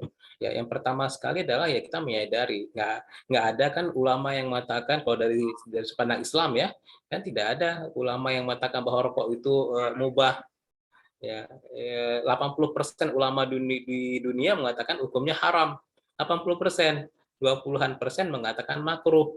Nah, makruh itu kan satu hal yang dibenci. Jadi kalau nanti dia terkenal lah, misalnya ya nauzubillah, kemudian tidak demikian, mudah-mudahan saya wafat kembali gitu ya. Nah, tapi kalau misalnya orang perokok kemudian nanti dia kena kanker paru, ya dengan kanker paru itu paling lama bisa bertahan sekitar 2 tahun rata sebagian besar. Kemudian meninggal dalam keadaan yang demikian itu kan sangat menyedihkan. Nah, masalah utama bagi orang yang merokok itu dia berhenti merokok karena kehilangnya kenikmatan seperti yang tadi sudah dipaparkan oleh Dokter Diah tadi. Ketika serotonin meningkat, dopamin meningkat, itu orang itu nikmat sekali memang ya akibat efek itu. Nah, dan hidupnya akan sedikit menderita ketika efek itu menurun. Ya, dia menjadi gaduh gelisah, jadi susah konsentrasi, mudah sibuk, jadi mudah marah, jadi kurang percaya diri ketika efek dari kadar serotonin dan dopamin itu rendah. Nah, oleh karena itu bagaimana cara kita meningkatkan atau merangsang hormon-hormon kesenangan tadi? dengan cara yang baik, yang benar, dengan cara-cara yang justru membuat dia nikmat di dunia, bahagia di dunia, dan insya Allah kalau meninggal masuk surga. Banyak sebenarnya strategi-strategi spiritual, ya misalnya saja sholat, ya makanya kita disuruh sholat 5 waktu, bahkan ada sholat tahajud lagi. Nah itu juga meningkatkan hormon-hormon serotonin dan dopamin. Kemudian bersedekah, itu juga besar sekali dampaknya ternyata. Ya, kemudian juga kita membaca Al-Quran.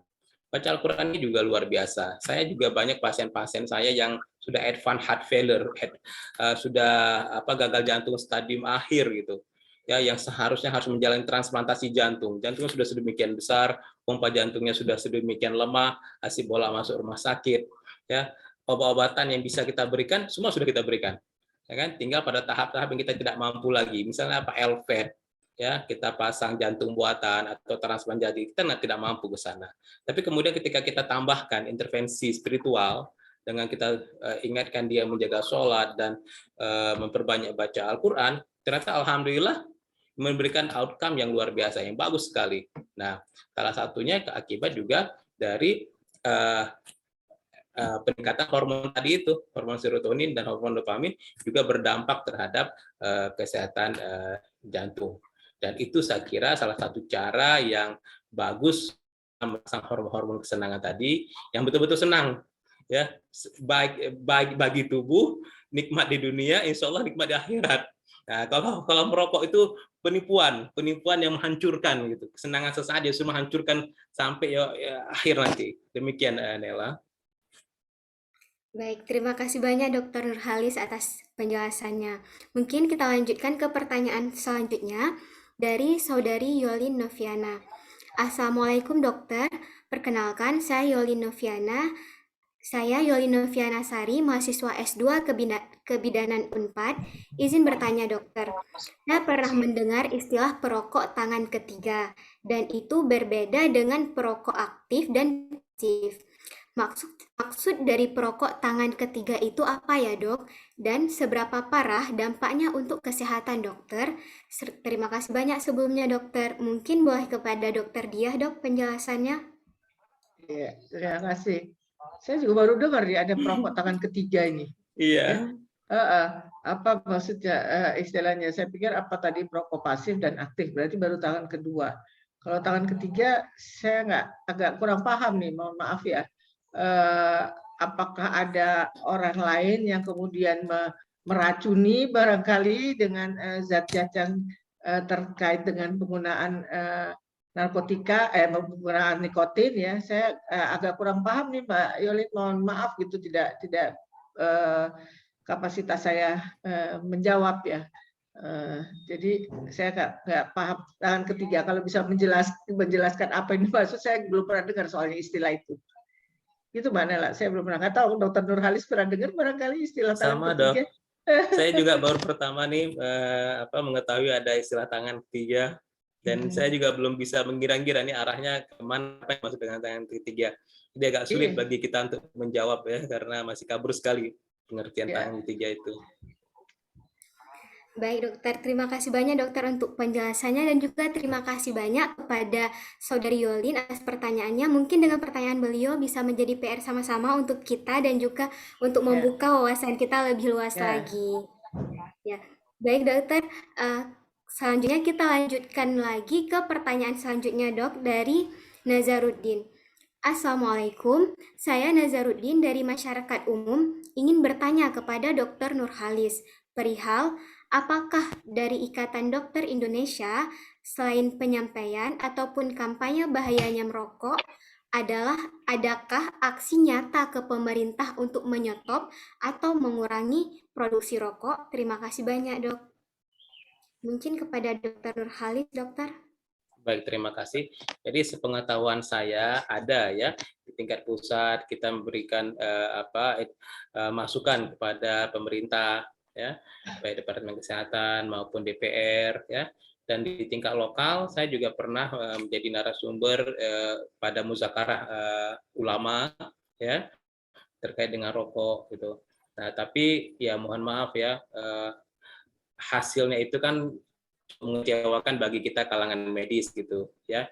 Misalnya saja dari fatwa ulama yang memberikan fatwa makruh itu pun hanya untuk kalangan tertentu, misalnya hanya wanita hamil, anak-anak, orang sakit gitu. Padahal efek rokok ini bagi semua orang, termasuk orang sehat. Gitu. Jadi kurang tepat rasanya kalau hanya bagi wanita hamil, anak-anak dan orang sakit gitu. Nah, kemudian berikutnya dari pemerintah itu juga sudah banyak masukan-masukan yang diberikan. Bahkan kemudian coba lihat ada usulan tentang bahaya merokok ini. Tapi kemudian dari DPR ini beberapa waktu yang lalu ya, ayat-ayat tentang di rokok sudah disiapkan dalam rancangan undang-undang, jadi hilang malahan. Ini hilangnya di mana nih kok bisa hilang gitu. Nah, kemudian yang tadi disebut oleh Dr. Dia ya tentang ratifikasi peraturan tentang rokok ini FCC. Nah, itu semua kami juga pada periode-periode yang lalu pernah Menteri Kesehatan kita itu akan menandatangani peraturan itu, tapi kemudian ada arahan untuk menunda gitu.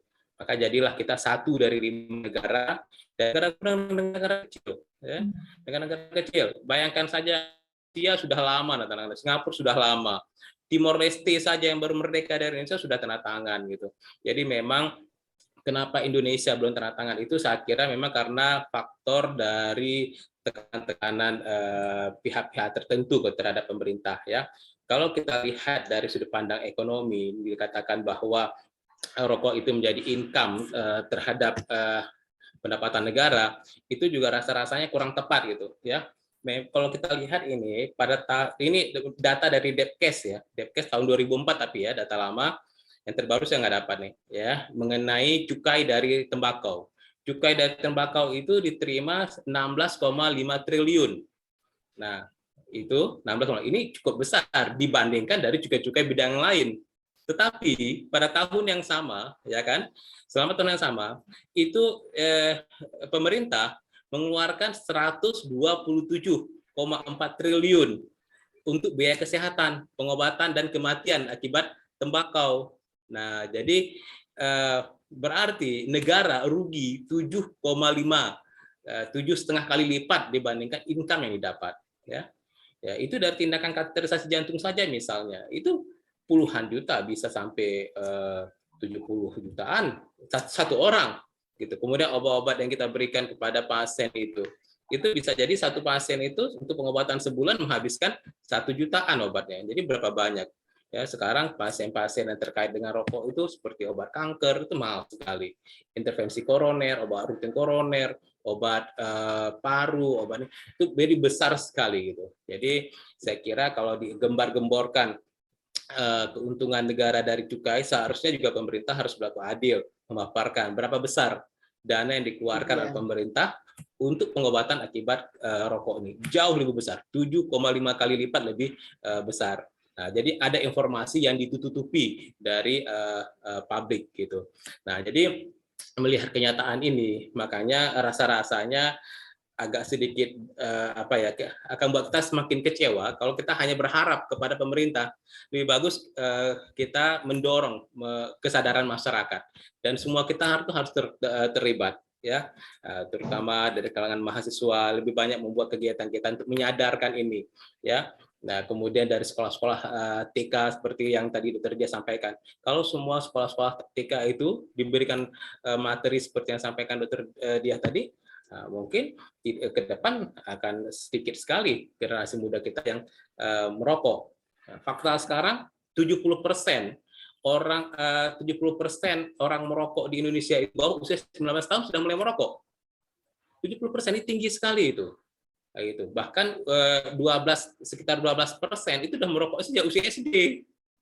Nah, jadi sangat memprihatinkan dan kita tidak tahu harus berharap kepada siapa. Makanya kalau saya lebih optimis berharap kepada mahasiswa jadinya. Insya Allah mudah-mudahan. Demikian Dr. Nela. Baik dokter, terima kasih banyak dokter untuk penjelasannya. Mungkin ini ada satu pertanyaan lagi, pertanyaan terakhir kita, mengingat juga waktunya yang semakin terbatas dok. Jadi pertanyaannya, Assalamualaikum dok, saya Miftahul Rohmah dari mahasiswa PN UNESA. Di mana izin bertanya, Dok, sekarang kan banyak sekali orang yang menggunakan vapor dan tidak lagi menggunakan rokok di kalangan remaja. Pertanyaannya, apakah vapor juga memiliki dampak yang sama, Dok, dengan rokok? Dan apakah penggunaan vapor juga berbahaya bagi tubuh? Mungkin untuk penjelasan ini boleh kepada Dokter Diah, Dok. Ya, ya, oke, terima kasih. Saya tadi sudah menjelaskan sebetulnya memang vape ini berbahaya tadi ya, berbahaya dari berbagai aspek kesehatan itu juga sama ya, bahkan zat-zat yang ada di dalam cairan vape itu juga tidak kita bisa kontrol benar isinya apa ya. Jadi saya sudah sampaikan tadi, boleh dikatakan bahwa dengan vape ini ya, dengan vaping ya, itu sama bahayanya dengan menggunakan rokok, makan lebih berbahaya karena isinya kita tidak tahu persis isi dari cairan vape ini, kita nggak tahu persis ya. Jadi jangan mengambil resiko gitu ya. Dan, ternyata asapnya juga itu bahwa ada yang namanya asetil yang ternyata dia membuat si apa namanya tuh si cairannya itu ya dia tetap cair, kemudian juga pemanasannya, sisa pemanasannya itu ada zat yang namanya formaldehid yang juga dia merusak paru-paru dan sebagainya. Jadi hampir sama dan menurut saya malah lebih bahaya. Cuman orang tuh tidak melihatnya kan, seolah-olah itu asap yang keluar itu asap yang bersih lah gitu kayaknya ya, dari dibanding dari rokok gitu ya. Padahal isi cairannya itu yang tidak kita ketahui, yang justru lebih berbahaya buat seluruh bagian tubuh kita, liver, ginjal, paru-paru dan juga jantung ya. Apalagi liver, terutama juga liver dan ginjal, karena tadi bahan campuran juga kita nggak pernah tahu ya, bahan campuran di dalam si cairan vape-nya itu ya. Dan yang lebih menakutkan tadi saya bilang, sekarang ini satu generasi bangsa itu, sebuah bangsa itu, apabila satu generasi bangsa itu hancur, maka negara itu akan hancur. Ya, itulah yang namanya proxy war.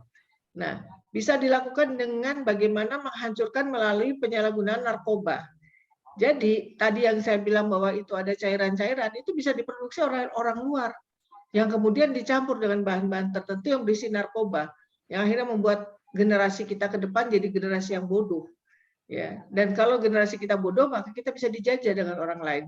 Ini bentuk yang sekarang ini sedang dibuat oleh negara-negara lain yang ingin menguasai Indonesia dengan proxy war. Kalau dulu orang perang, tembak-tembakan, bunuh-bunuhan. Tapi kalau sekarang bisa saja hancurkan generasi muda, maka 10-20 tahun lagi dengan narkoba, maka 10-20 tahun lagi kita punya generasi muda yang tidak berutuh karena sudah rusak otaknya oleh narkoba. Jadi vape ini sama bahayanya dengan nikotin, bahkan bisa lebih berbahaya karena kita tidak tahu isi dari cairan vape yang dijual di mana-mana ya, di tempat-tempat vaping itu. Rasa itu Mbak Nela. Baik, dokter. Terima kasih banyak, dokter, untuk penjelasannya, dokter. Nah, mungkin sekian sesi tanya jawab kita. Sekali lagi terima kasih banyak kepada dokter atas penjelasan yang sangat luar biasa dan sangat mudah untuk dipahami. Dan juga terima kasih banyak kepada seluruh peserta yang sudah ikut berpartisipasi dan juga ikut bertanya. Mungkin nanti kepada 5 penanya pertama akan dihubungi oleh panitia mengenai hadiah yang akan diterima nantinya. Nah, baik dokter, selanjutnya langsung saja kita masuki ke sesi penyerahan sertifikat, dokter. Nah, mungkin pertama boleh kepada dokter Diah terlebih dahulu. Kepada panitia, mohon di-share screen sertifikatnya dan juga kepada Pupdok, mohon dokumentasinya.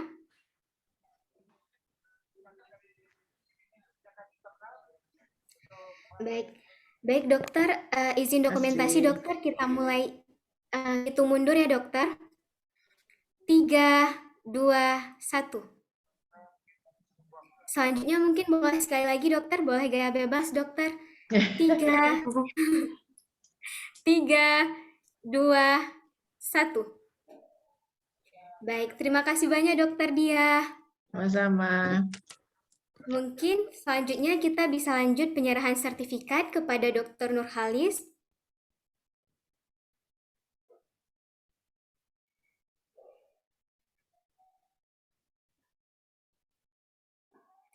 Baik, kepada Dok, mohon dokumentasinya.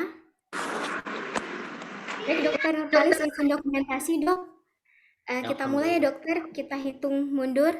3, 2, 1.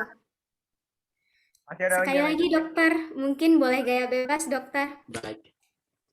3, 2, 1. Baik, terima kasih banyak, Dokter. Alhamdulillah. Baik, oke. Baik, Dokter. Terima kasih banyak atas waktu dan kesediaannya. Alhamdulillah kita bisa diskusi banyak hari ini. Dan juga alhamdulillah kami tentunya mendapatkan ilmu baru yang luar biasa dari diskusi kita hari ini. Semoga Dokter sehat selalu dan kita bisa bertemu kembali di kesempatan lainnya. Terima kasih banyak, Dokter. Terima kasih kembali. Baik, oke teman-teman semuanya. Alhamdulillah kegiatan talk show kita sudah selesai. Saya Nela Askia selaku moderator, mohon maaf atas segala kesalahan dan kekurangan. Sampai jumpa di lain waktu. Bye. Assalamualaikum warahmatullahi wabarakatuh. Saya kembalikan lagi kepada MC. Baik, untuk menutup acara kita pada hari ini, marilah kita dengarkan pembacaan doa yang akan dibacakan oleh M. Husaini Al-Farisi. Kepada M. Husaini dipersilahkan.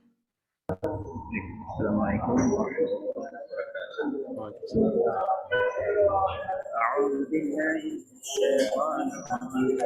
Bismillahirrahmanirrahim. Alhamdulillahirabbil alamin. Ya Rabbana lakal hamdu.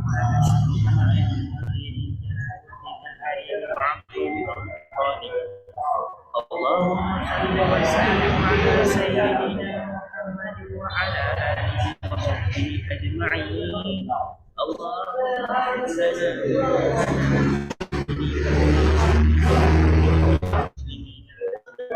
والمؤمنين والمؤمنات اللهم في الدين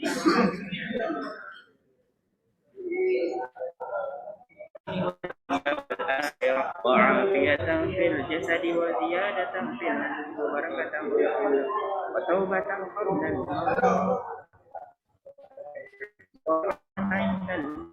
ومغفرة بعد الموت والعفو عند الحساب برحمتك يا أرحم الراحمين. ربنا هب لنا من أزواجنا وذريتنا المتقين إماما. ربنا أوزعنا أن نشكر نعمتك التي أنعمت علينا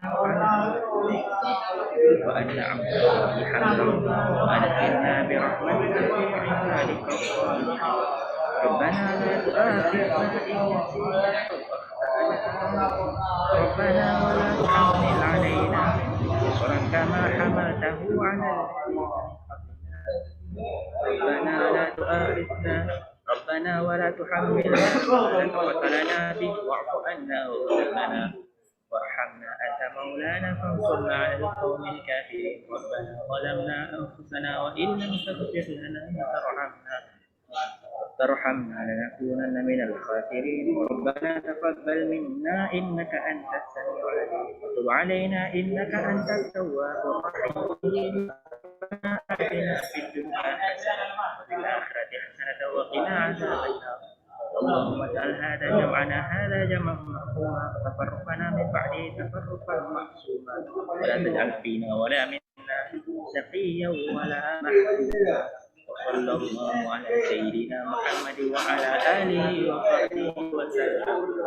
سبحان ربك رب العزة عما يصفون وسلام على المرسلين والحمد لله رب العالمين.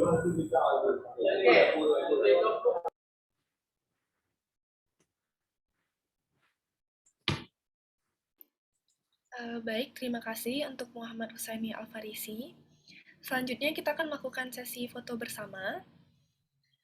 Untuk seluruh panitia dipersilakan untuk mengaktifkan kameranya.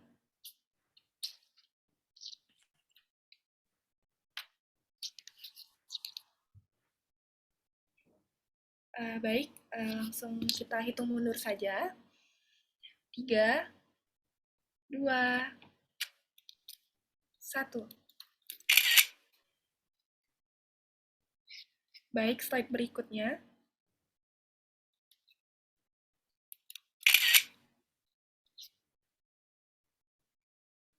Baik, slide terakhir. 3, 2, 1.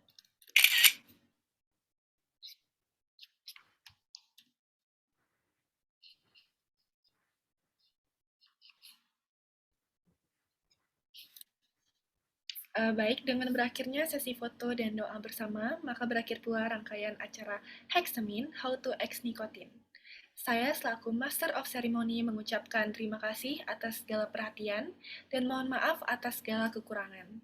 Akhir kata wal hidayah. Wassalamualaikum warahmatullahi wabarakatuh. Waalaikumsalam warahmatullahi wabarakatuh. Waalaikumsalam warahmatullahi wabarakatuh. Terima Oke, kasih. izin live. Terima Kami kasih. mohon izin live juga ya. Oke. Dokter.